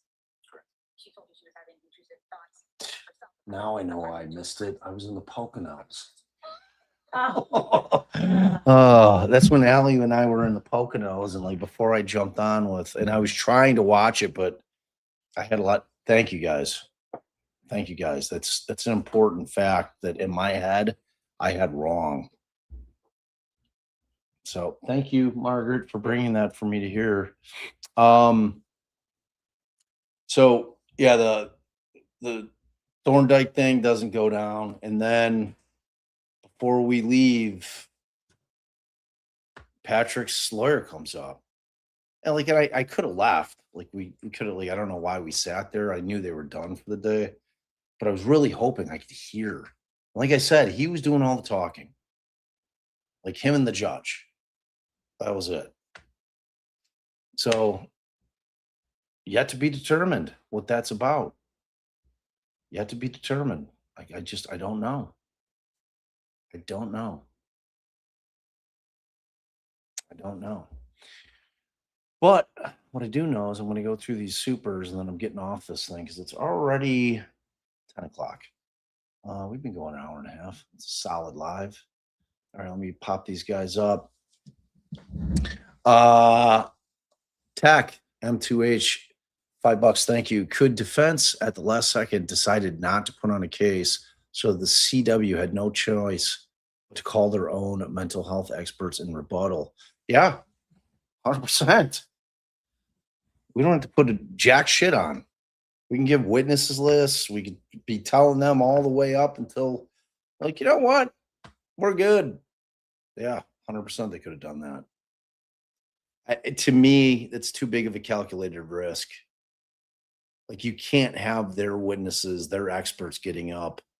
Like there's just people have no idea what psychosis is. Like we're all basing it on movies and TV, except for people that are professionals, mental health experts and professionals at work in mental health facilities. They know.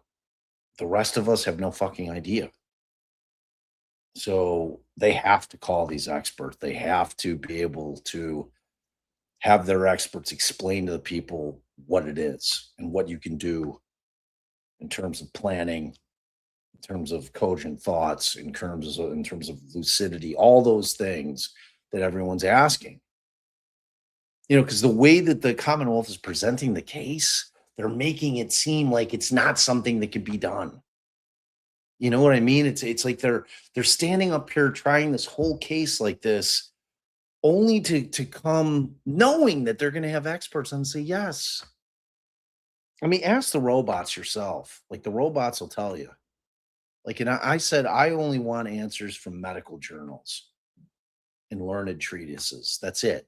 In terms of what people are capable of doing when they're in a state of psychosis. Can they plan? Is there, you know, like what are the aspects of it? Can you be trying to be evasive? Like even though you're in psychosis, if you've got auditory command hallucinations, is that voice in your head saying, yeah, you got to send them far away? Yeah. You know, because I forget what her name is. I want to say Dr. Dobbins. Like she was the one who was kind of like her clip of her flame throwing Nancy Grace. So great.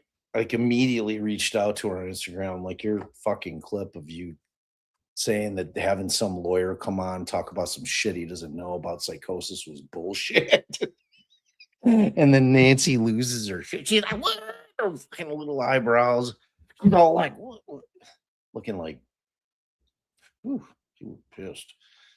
So yeah, I was able to connect with her. I'm going to have her on. She's got a huge Instagram following, like almost 1 million. She's like only got like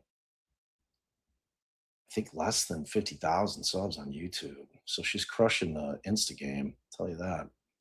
She's really good. She's really smart. Oh, but thanks, Tech. All right. BCC, thank you. Upon further overthinking, family hug. Welcome. Appreciate you. We're so happy to have you in the family. L Yeats. Thank you. Darcy, Lion, Bob, Cubs 2, Sox 0. Last I saw, it was Sox 3, Cubs 2. Thank you, Darcy. Appreciate the update and the super. Massachusetts Sea Glass, remember 4 months. LC's mother did fabulous on the stand today. I agree. I thought she was, and you know, when she was walking out, you know, she was like right in front of me. I'm like, you did an amazing job up there. Because I know that was hard as hell to do. And you know, they're very nice people. I feel so terrible for what they're going through. Psych Lolly, $10, smoke alarm battery fund. Love it. You're awesome. Hello. $5. Bob, go help your host out and change the smoke alarm. I didn't even hear it. Isn't that crazy? Like you guys clearly heard it. Stitch and Solve, $5. Smoke alarm fund are their crowds for late. Courtroom has been I'd say damn near capacity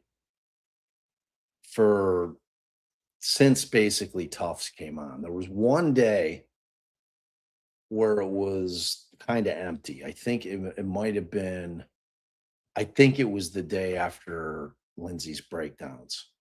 Like the kind of the gallery were just the observers that are coming to court to watch was pretty empty. Like I remember Margaret and Beth were, I think, like some of the only two people back there. Thank you for that.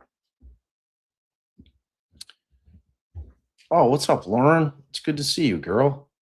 Thank you for being a voice of reason and compassion. I appreciate your rational approach and care for the families involved. Yeah, you too, Lauren. I appreciate you. I see you out in these streets, girl. That's goes both ways. Thank you for being the exact same way. I appreciate it very, very much. It's like it's frustrating dealing with them, isn't it? And I'm a guy, so I immediately become the enemy. I'm like, you have no fucking idea who I am. I'm like a massive feminist, massive. Like anybody in it, long before Lindsay's case. Like if you've been watching our channel, you know what I'm all about, and I don't mince words about it. And I don't give a shit. If all the Matt Walshes in the world call me, whatever. I don't do fuck off. You're a small man who's insecure about everything. Like I don't know. It's just not me. I realize that I am kind of a bit of a unicorn as far as men go. I don't understand why though. It's so annoying to me. I'm like, I don't know. But thank you, Lauren. I appreciate you very, very much. And thank you for the 5. Green Bay, like I still love you, Green Bay Packer fan. Can you explain the difference between a not guilty for reason of sanity versus not guilty plea for lack of criminal responsibility defense? Can a judge deny a lack of criminal defense? Also, are the verdict options? I I honestly do not know if like regular, like guilty is obviously an option and not guilty by reason of insanity. I was asking Allie this exact question today to see if she had run into the verdict slip because I do not know as I sit here right now. And I'm going to ask Red tomorrow, Green Bay, when I get to court. If not guilty, just straight up not guilty is an option here. I don't think it is, but I could be wrong. I think it's guilty or not guilty by reason of insanity. I think once she elected to take that approach in terms of a defense, it locked her in where she can't say I'm like they can't come back with just a regular NG. I think there's only 2. I will confirm that for you tomorrow. Promise. Promise. It's going to be the first thing I'm going to ask because I asked Allie that literal question I think from court today because she's real good about looking at instructions and I thought she might have been able to get her hands on a jury slip, but not yet. So it's a great, great question. It's a great question. And until I figure out that answer, I can't answer the rest of your shit, if that makes any sense. Like I have to know. I'm inclined to believe that it can only be G or NGRI with no NG. But I'll get you that answer. So make sure you check back. And remember, I'm going to the Fenway tomorrow. Unless I decide to come back and do like a real late night shit, but done crazier things. We'll see. But I promise you I'm going to get you that answer because I want to know the answer to that. And thank you for the 10. I appreciate it. Virtual juror, it's great to see you. Thank you for joining us the other day on live. Value you very much. If you would watch today's trial on live stream instead of sitting in the courtroom, what would you have missed? Jury reactions, what surprised you? I think I've answered that. Hopefully it's 8:50. I feel like I gave you guys a lot in terms of my observations because I know you guys are really interested in me trying to pay more attention to the jury in terms of things that are going on. But and everything else that I thought was of interest in terms of like the Sprague standing like just with legs like springs, just waiting to object, and like the jury seeing that. Like, and I'm thinking like what is this? Like, what is she hiding? What is she so concerned with this guy? That's what the jury's thinking. So hopefully I give you enough there, virtual. But I did actively try to really, even though I have a bit of an like everybody's got an obstructive view because the camera's there. But I can kind of look around. I don't like doing that because it makes it super obvious that I'm like looking at the jurors like they're zoo animals. Oh. It's a weird thing to stare at jurors. It just is. It's just, you try to be discreet with it. And I'm sitting there like I'm at the bear enclosure. Thanks, virtual. Jesse, thank you for the jewels. Gee Chase, thank you for the jewels. Beautiful Kasha, thank you for the jewels and all your help. We've got our DD private group support room set up. I think last I looked, we already had 180 people in there, and we think that that's going to be a magical, wonderful place and we had talked about doing it during our lengthy mental health awareness live, that we were going to set up this room where people can reconvene and share their stories in a safe space. And we're going to make sure that there's people that provide resources in there. And I've already had people offering, like, our mods are so wonderful. Like, we're like, oh, we'd love to do that. It's going to be, we hope, a very healing, healthy place where people are not going to be stigmatized. They're going to be able to go in there, talk to people that are dealing with similar or different, whatever the case may be, just what's going on with them, and having a place to be able to be heard, be seen, all that. So we're excited about that. And Kasha really drove the train on that. So thank you. We love you, truly. You're a good human being. Enchanted Pluto, thank you. Nursing the Truth, $5. Do we know about the rebuttal witnesses? No wonder why you quit trial court. Lord, everything is against you. Just learn about the rebuttal. Not fair for trial. Yeah, it's they have the burden. So the thought is that they always should have the last word. So yeah, like I mean, I know it's I believe 4 experts, 3 to 4 specifically being brought on to rebut the lack of criminal responsibility. So they're all doctors, and their names, they're like, they're they're well known. They didn't go and get some scrubs, which I'm dying to see what they're going to say. Dying to see it. Dying to see it. I'll get the names. Somebody's sent them to me. One of our viewers here has sent me the names a couple of times via email, but you all were sending so many amazing emails. It's like they're still coming in, because we are definitely 100% doing part 2 of that, because there are so many emails that I have to read, so many voicemails we have to play. And the next time on part 2, I'm starting with those, because it is absolutely impossible for us to stop. I would never do it. It's like the opposite of what needs to be. Like, for somebody who's struggling, and one of their chief complaints is that they're not being heard, that are being gaslit, the last thing that we're going to do is try to cut somebody off while they're going through it. Like, you know what I mean? Like that, we weren't going to do that ever. So this next time we're going to start with the emails and the voicemails, and then we're going to get to you folks. And it's like exactly the way I thought it would be. I really believe that once we were able to start having people come on, that it would embolden people, it would empower people to feel like, damn, like, she's really laying it all out there. It gave people courage to do it themselves, which I was hoping was going to be the case, and it very much was so. I mean, we had a constant flow of people coming up to share, and I loved it. I loved it. And it was hard, wasn't it? It was so powerful and so real and so vivid and so it just heart-wrenching.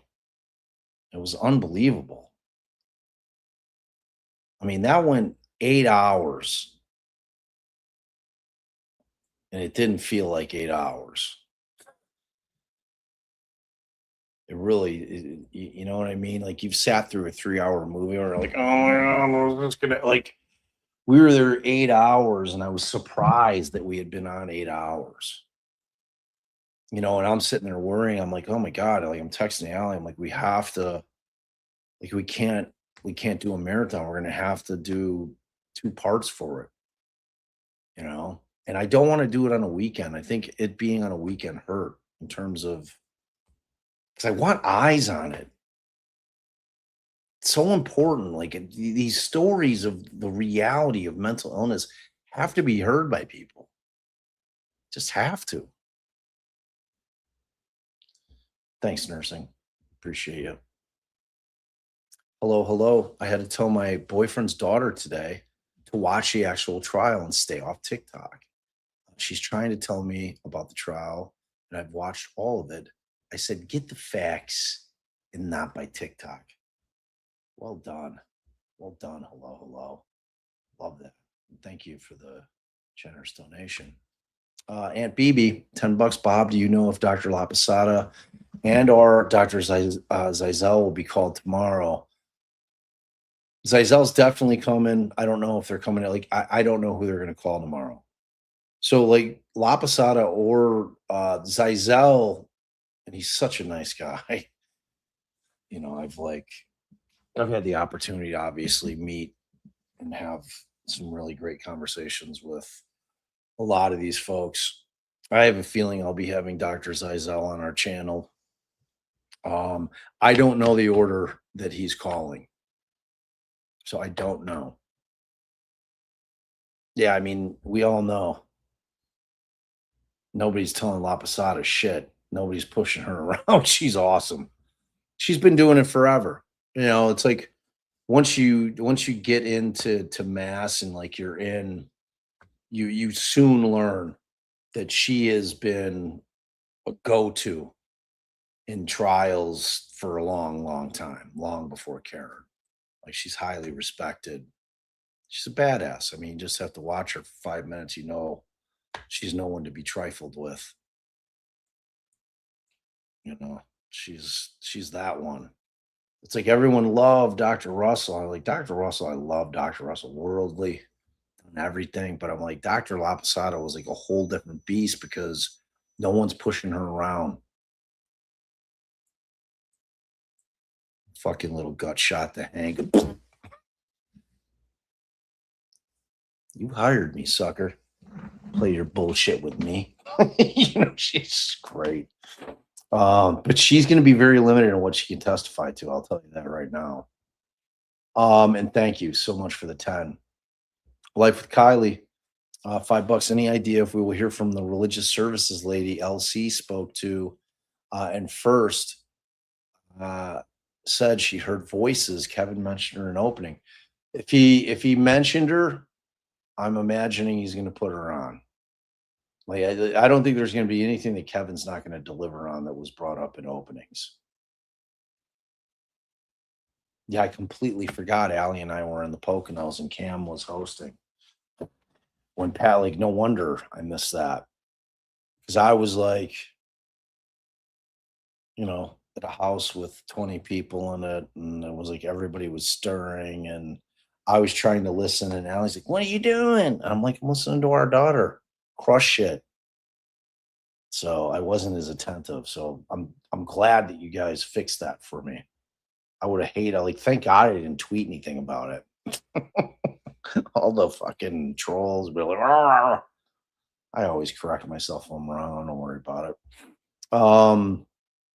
It's a great question though, but like but if Kevin made a promise in opening, if he talked about you're going to hear from, the evidence will show, and we're going to hear from her.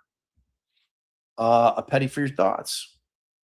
$20 for the hostess with the mostest for putting up with your grumpy butt. I'm actually a fucking dream. Like seriously.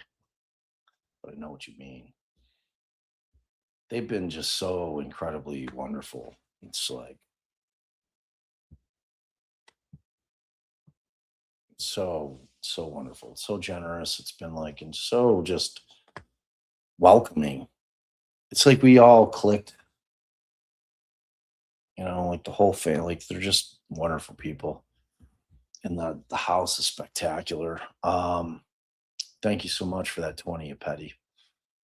Aaron Ruggiero. Wait, wasn't Shutter Island the one where the reveal was the one? Yes, it was. That's a very poignant coincidence. It's exactly what I said. It's funny because it's like they got home yesterday and she was showing me pictures. Like, oh, there's the prison that was in Shutter Island, the movie. I'm like, wow. I'm like, I think I may have said something like, man, that's like a poignant coincidence. Something I'm like, it's kind of crazy that's right here. Thank you, Aaron. Kimberly Tony, thank you for the jewels. Shannon, thank you. Tiff, thank you. Jenny, thank you. Jenny, thank you. Appreciate you guys. Hello. What I don't understand is premeditated can happen in a second, but you have to have a plan for SI. Yep. It's the plan thing. Wait, text whoever it is you have to text to correct yourself so they're not releasing you saying shit. What are you talking? I'm not worried about that, babe. Are you talking about the Clancy shit? What do you? Oh, you mean with Chris? Yeah. Yeah, we'll text him. I'll do that as soon as I get off. Good tip, babe. I was like, I thought you were talking about like some like whatever. Thanks. Hello. It's an excellent point you make as well. Sam loves tater. Thank you for the jewels. Hello. They would have to live off the grid. Yeah. It's true. Thanks for coming back. Steph, honey, B, $10. I think Clancy babies have forgiven their mom. I mean, like that forensic, I think she's a psychologist, was saying, like she's deeming it an altruistic filicide. That Lindsay would like took the kids because she was afraid that no one was going to be able to take care of them because she was going to be gone. That's where she's at with it. And I don't disagree. With her. Thanks, Steph. Carrie RH, $5 British. I'm peed off that every big case becomes a shiz show on social media. Forget this is real people, not a choose your own adventure. Fucking A. Like, no kidding, man. Like that's what I was popping off about. Like, go watch the Instagram live. I mean, or like the little video I made. Like, I was like 9 a.m. I wasn't having it. I'm over it. And I was saying that exact same thing. I'm like, well, like, are you fucking people like insane? It's like these people have lost everything. These families have lost everything. And like these people are running around just saying shit. It's insane. Based on some people digging on the internet on some bullshit. Yeah, I'm with you there. Jerry, given Lindsay was an RN, mental health so stigmatized means that they couldn't imagine her ever being capable of doing it. Because, well, Lindsay Clancy wouldn't ever like her evil twin. Exactly. I know exactly what you're saying. Like, that's what I keep saying. To me, this case is like the equivalent of res ipsa loquitur. The thing speaks for itself. It's like you can't have all the evidence of who she was as a human being and as a mother and look at what she did to the kids and come to any other conclusion than she was psychotic. It doesn't work. There's like there's no motive. There's nothing that exists that make any sense.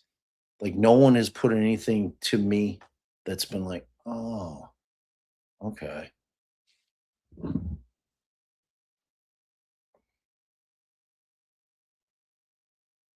Um,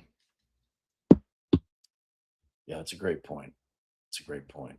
Um, Bipolar Alliance Pod. The state asked Patrick about harming the kids in January 2023. The state asked her mom about December of 2022. Oh, so it's different times. All right. I read the transcript. The state avoided December. Interesting. Interesting. All right. Thank you for that. Very, very helpful. I wonder why. I wonder why. They didn't want her going back that far. They didn't want the HI going back that far. Dang. Thanks. Good intel. Sunny Day Steph, $10. How do you feel about the sister who was a mandated reporter? Do you think that did damage? No. You know what I mean? It's like, what is she reporting at that point? Like at that point, I don't think she had told the sister anything about harming the kids.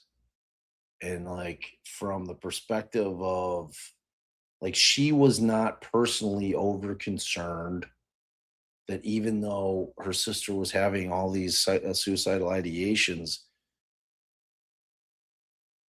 like, I mean, she must have been feeling comfortable enough that they were just thoughts and that they weren't something that was turning into intent. But I mean, that being said, could it hurt? Yeah, it could. It depends on if you've got some kind of confirmation bias and you're looking for the shit that you need to hear to land where you want to land, then yeah, it can definitely hurt, you know? But then again, like I looked at it like, okay, so you're trying to shift the blame from all the treaters onto the family, which I just think is shit. I hate that. Thanks, Sonny. Hello, hello. Allie locked Nook outside today and forgot. Aw, buddy. How long? Was he crying out there? I can hear him from in the house. I miss the guy. Julio too. And thank you so much. Hello. Patrick said she was having thoughts of something bad happening to the kids. I feel like he minimized it a lot. Yeah, that's different, right? But like I just listened to it. Margaret brought it down. He definitely said that part. I feel like something bad happened to the kids, or but I think that he said he said she had thoughts about harming the kids or that something bad, like he had both in there. But it felt like the Commonwealth really glazed over it, understandably. Why? Yeah, thanks. Member for 5 months. Okay. Day 13. Oh, timestamp. Thank you, thank you, thank you, Aunt B. Margaret found it pretty quick too. Text Como stat, yeah. I'm gonna text her right now.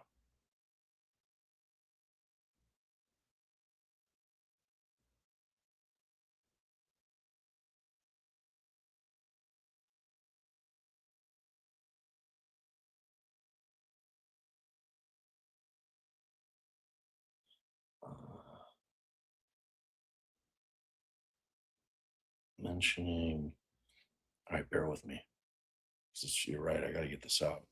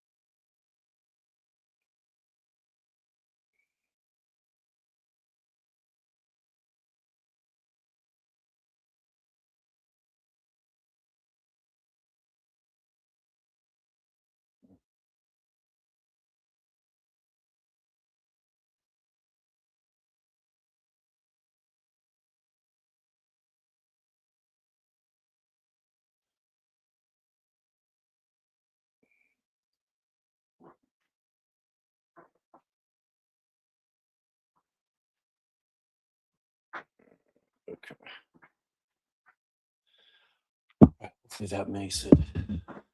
Pass that on. Yeah, I did. Thanks, Miss Press. I took your advice and Allie's advice. Appeals are made for walking. $5 to Kev. Seemed like he had the wind knocked out of his sails. Is it just me? Judge is pissing me off. Kevin Reddington face up to the judge rule in the text photo. No, I mean I know what you're saying. He had that look when he turned around and I saw his face. I don't know if the camera was on him. You know, like he just had that. Like he's getting a lot of adverse rulings. You know, but like some of that in terms of how he's acting is for the benefit of the jury. You know, we always want the jury to feel like we are getting beat upon by the state and the judge. You know, it's like if we can try to squeeze some kind of empathy out of it, like or you know, we want them to feel like, well, you know,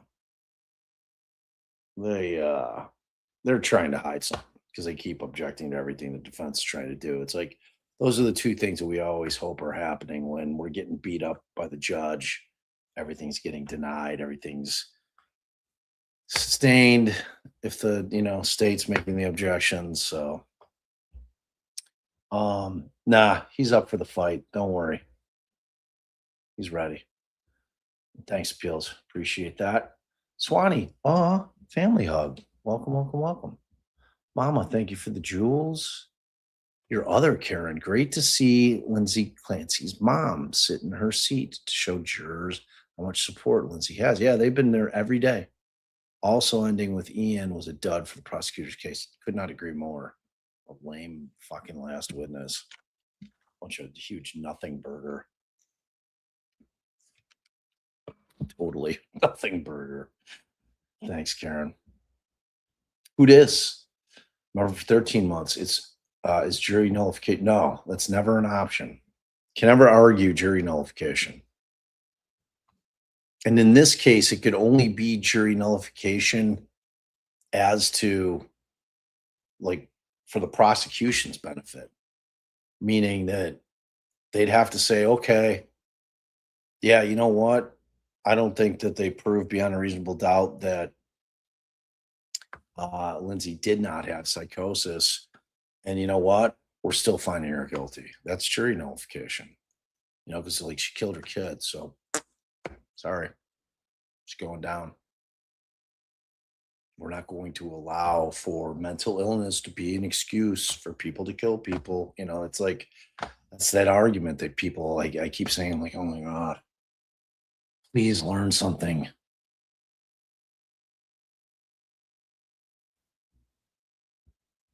That's a good question. Lucid Visionary Girl, 1988. Year I graduated high school. You were clearly raised by someone loving. Men like you are rare. It's a shame. It's almost like you were using your brain, interested in depth. Love, my son is 7 and already more sympathetic than any adult I know. Love grows love. Truth. And I just like we have a very loving family. Our kids, we're always telling each other we love each other because it's important. And I like there's no way that I don't want my kids knowing how much I love them. And that I'll step in front of a train or a bullet, whatever. You know, I'll do anything to protect them. So I wanted them always to feel as safe as humanly possible. So but thank you for that wonderful comment. I really appreciate it. And the 20. It's thoughtful. Angela, member for 12 months. Thanks for everything. Bear season. Got to get out for a game, girl. I'm ready. It's like 3.5 weeks. Manungai got dinged up a little bit in practice yesterday. I don't like to see that. Sounds like it wasn't major, though. So I'm ready for bear season. Sox are playing well, though. It's been not nearly as painful getting to bear season because baseball's back for me. Cubs have been playing well all season. KC Paralegal, given over and over again to you, two respectable creators these last few weeks, Dee Dee and Mel. I can't help it. Sorry, mine are always little. Casey, don't do that. We're thrilled. Okay. Well, I wasn't talking to you, Siri. I said KC. You're very nosy, Siri. Just butting in on my shit. We're thankful for any amount that anybody of their hard-earned money that anybody sends to us. So please don't diminish your contribution. It means a lot to us. Thank you. Hello. It's been emptying out the piggy bank tonight. $20. I would like to point out that that OCD doesn't always mean cleaning or whatever. Mine was the number 4 paper towels, everything 4 times. I would unlock and lock and unlock a door 4 times. I still fight it, but I know it's all in my head. Yeah, that's the thing, the battle, right? Like I've heard that thing about like numbers, like quite a bit. Like people like you have to kind of do something the set amount of times, and it's like you can't even. It's wild. Like I don't like, you know what I mean? It's like it's so wild that it's fascinating to me how the brain operates and like how little we know about it. Thank you for sharing. Hello. Miss Pris Patrick's phone coming in under seal. What? Where'd you hear that? Is that what the thing is? Was that what the conversation? Sidebar? Where are you hearing that? Is that out like word on the street? Tell me more, Miss Pris, in the comments. I'll go and check. Oh no. Go Cubs go. 4 Cubs, Sox 3. Is that it? Was that game? Dang. Poopy faces. Thanks for the update though. J-Man, $2. Put an Xmas jingle on the doorknob for Nanook. We had a bell for a long time. I don't know what happened to it. It's a good idea, J-Man. Thanks. Hello. Allie gave him extra love. The pup is fine. I'm sure he is. Allie never is short on snuggles for the guy. Babe, I'm on a live. Why are you calling me? I'm wrapping it up. She like literally knows I'm on a live and she's calling me. I don't know. Let me see what she's saying. What? Jury nullification could be straight NG. Is that allowed though? Do we decide whether or not an NG was going to be on the slip?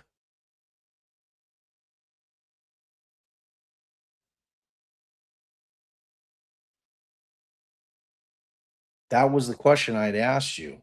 So Allie's saying that, but it can also be the way that I'm saying it, Allie. Like that's not wrong. If they decide that they're gonna,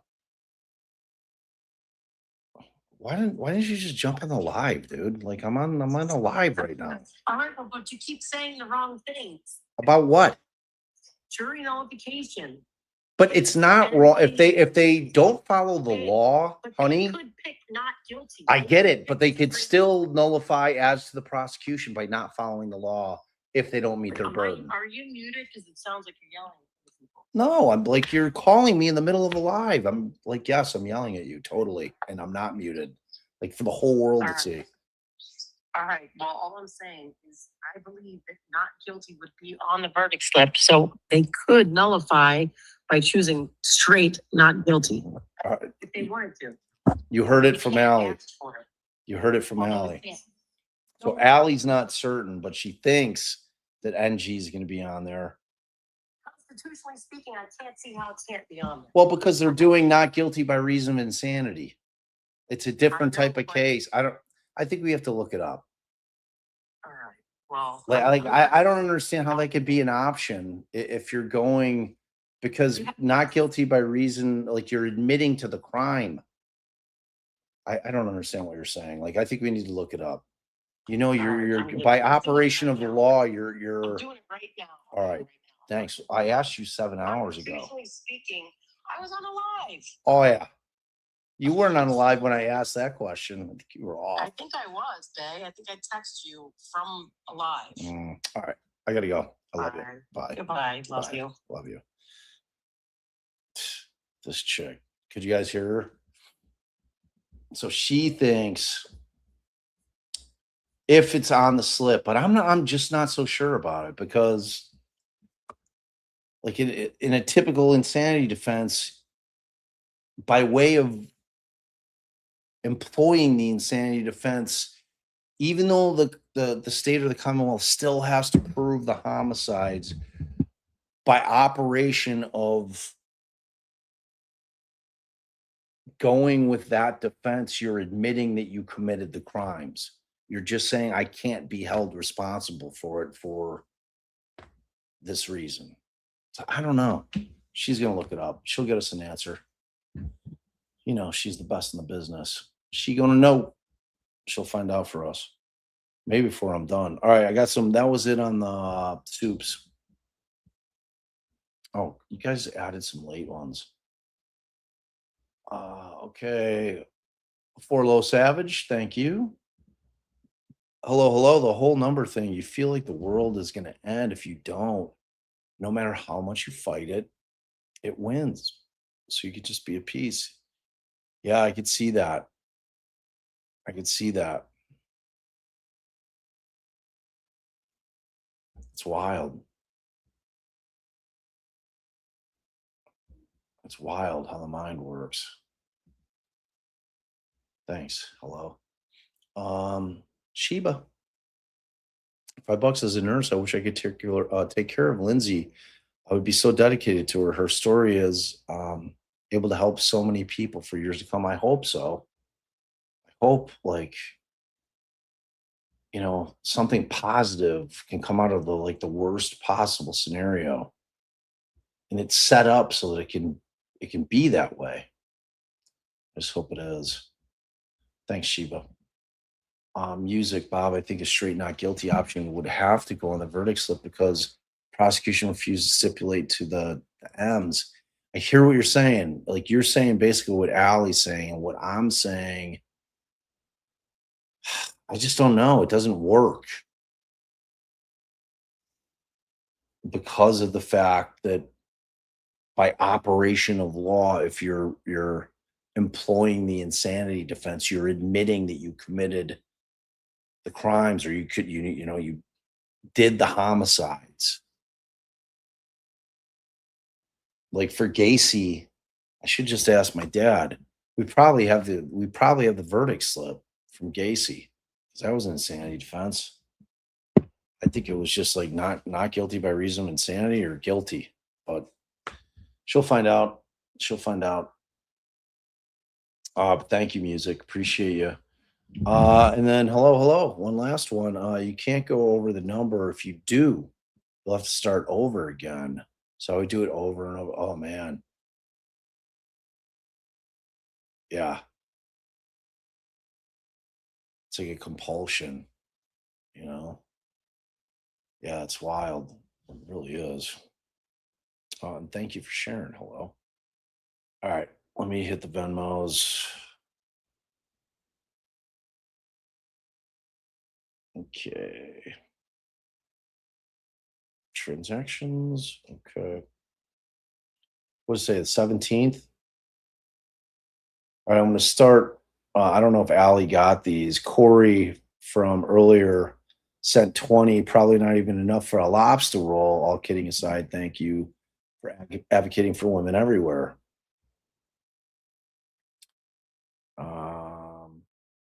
I think Travis is typing in. He might know.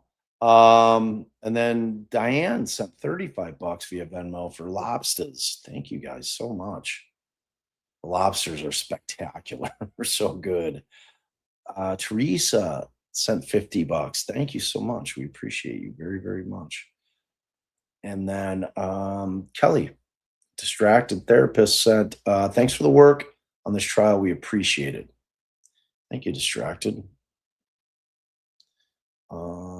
Tara, Allison is amazing. $50. Agreed. She is amazing. She's already like getting in my ass with like text messages. Cheryl, Bob, you should watch Brian Enton. Let me see. He had a woman on his show recently, and she had PPD. I saw it. Very good interview and very interesting. And we'll answer some of your questions.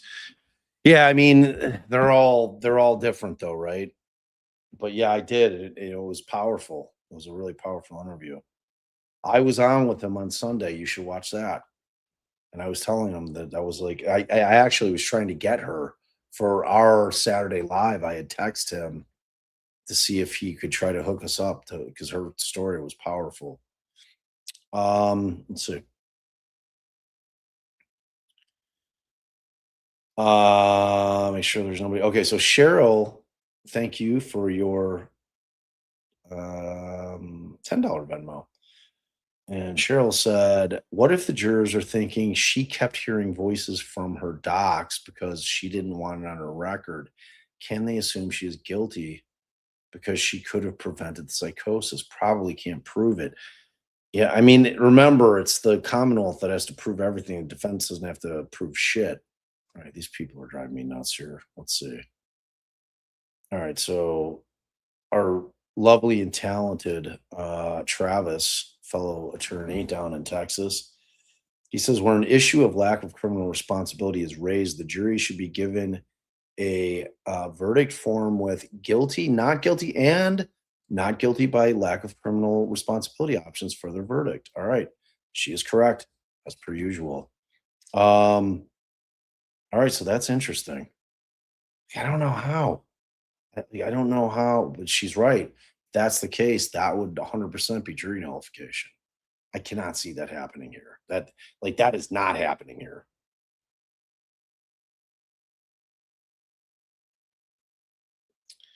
Okay, so Allie even one up that like she pulled. Oh yeah, so she found the same thing that Travis did. Yeah, so the verdict form will have guilty, not guilty, and not guilty by lack of criminal responsibility. Interesting. It's interesting. It's a cognitive dissonance for me though. Doesn't make any sense. It's like you're almost inviting jury nullification by putting that in there, like having that as an available thing. Could be constitutional though.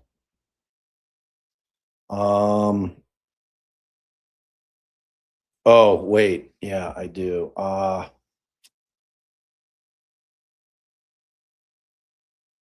Not really.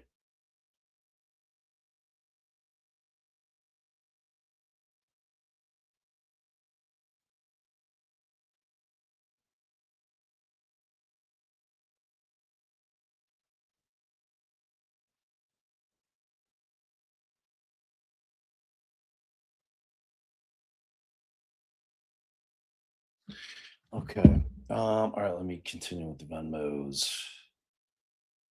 All right. Okay. All right. Whoa. Holy shit. Disgruntled. Wow. Disgruntled Pelican sent $200. I've been on replay crew for weeks and keep missing the live stream. So this is a catch up for all the times I meant to throw some cash to you both. Thank you for your coverage, but most importantly for the passionate advocacy around mental health. Wow. Thank you, Disgruntled. That was incredibly generous. Thank you so much for that. Okay, let's see. So JSTV Justice Served had guests on tonight that explained PPD and PPS from the UK. I wish everyone could hear these doctors explain what happens. We really need to do better as a society. Thanks for shining a light, Bob and Allie. Could not agree more. Could not agree more. And thank you for that 40, Kelly. It's very generous. And then SF and TX, $10. I've watched a trial that had all three in the form. Well, there you go. And Allie has confirmed that that is the deal. It really doesn't make any sense to me. It's like I can't. I'm going to think about trying to think of a situation where that's not inviting jury nullification, like where that actually is the option of jury nullification, where you have somebody who's admitted to committing the crimes and is essentially arguing, yeah, that's wild. That is wild. Oh, let me check Cash App real quick. I'm about to wrap this, y'all. I gotta get to sleep.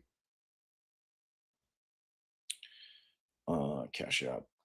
Let's see. I thought I saw one come in. Okay. All right.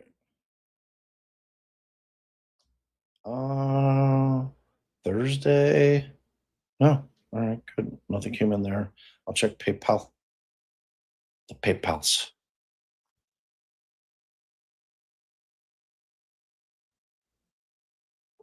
I don't think anything came in here either. No. All right. Cool. All right.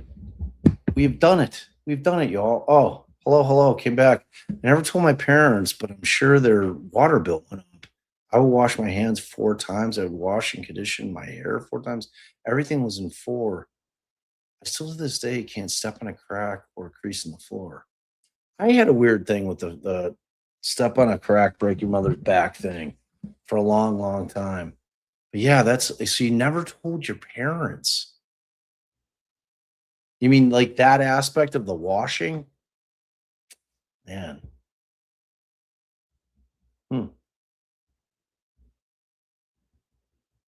That is fascinating to me. And I don't, obviously it was probably painful to go through, but like the concept of it is just fascinating to me. Human mind is fascinating in general. All right, you guys. I love you very, very much. Mods, I cannot thank you enough for everything that you do. You guys are incredible. Incredible.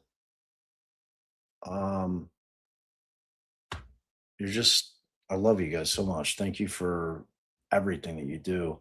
And to you guys, old, new, members, non, doesn't matter. You guys have made an incredible community over here.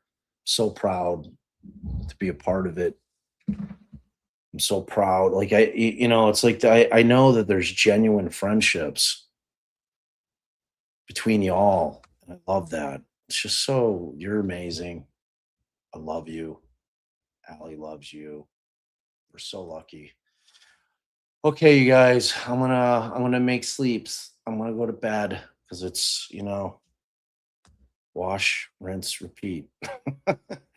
Back to it tomorrow. Make sure you're checking Allie out in the morning. And babe, I'm not setting the live tonight. That's on you. You got to set the live tonight. I have a really long day.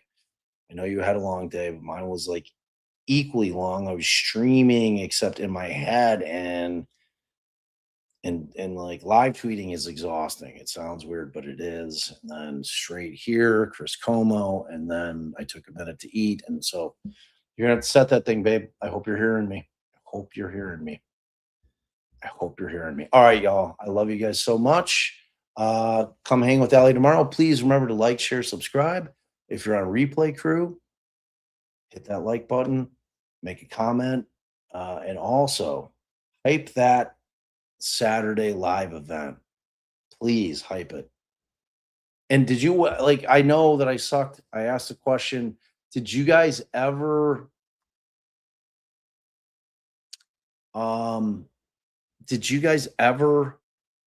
answer the question? I'm sure you did. Is that live showing up as members only? Like I'm not seeing it, but I don't know if it's because I'm like the channel owner. I'm gonna wait here for 1 second. Let's see what y'all say. You guys are chatty Cathy's, you know that? It is not. Okay. All right. I DM'd you on Twitter. Okay. All right. Thank you.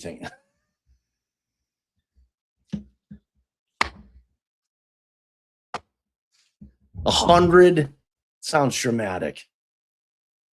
100. I'm gonna count. We're in chat or on text or both.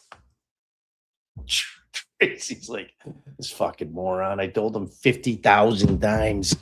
All right, you guys. I love you guys so much. Because without you, legitimately, I'd just be an old man walking around talking to myself about a whole bunch of cases. See you.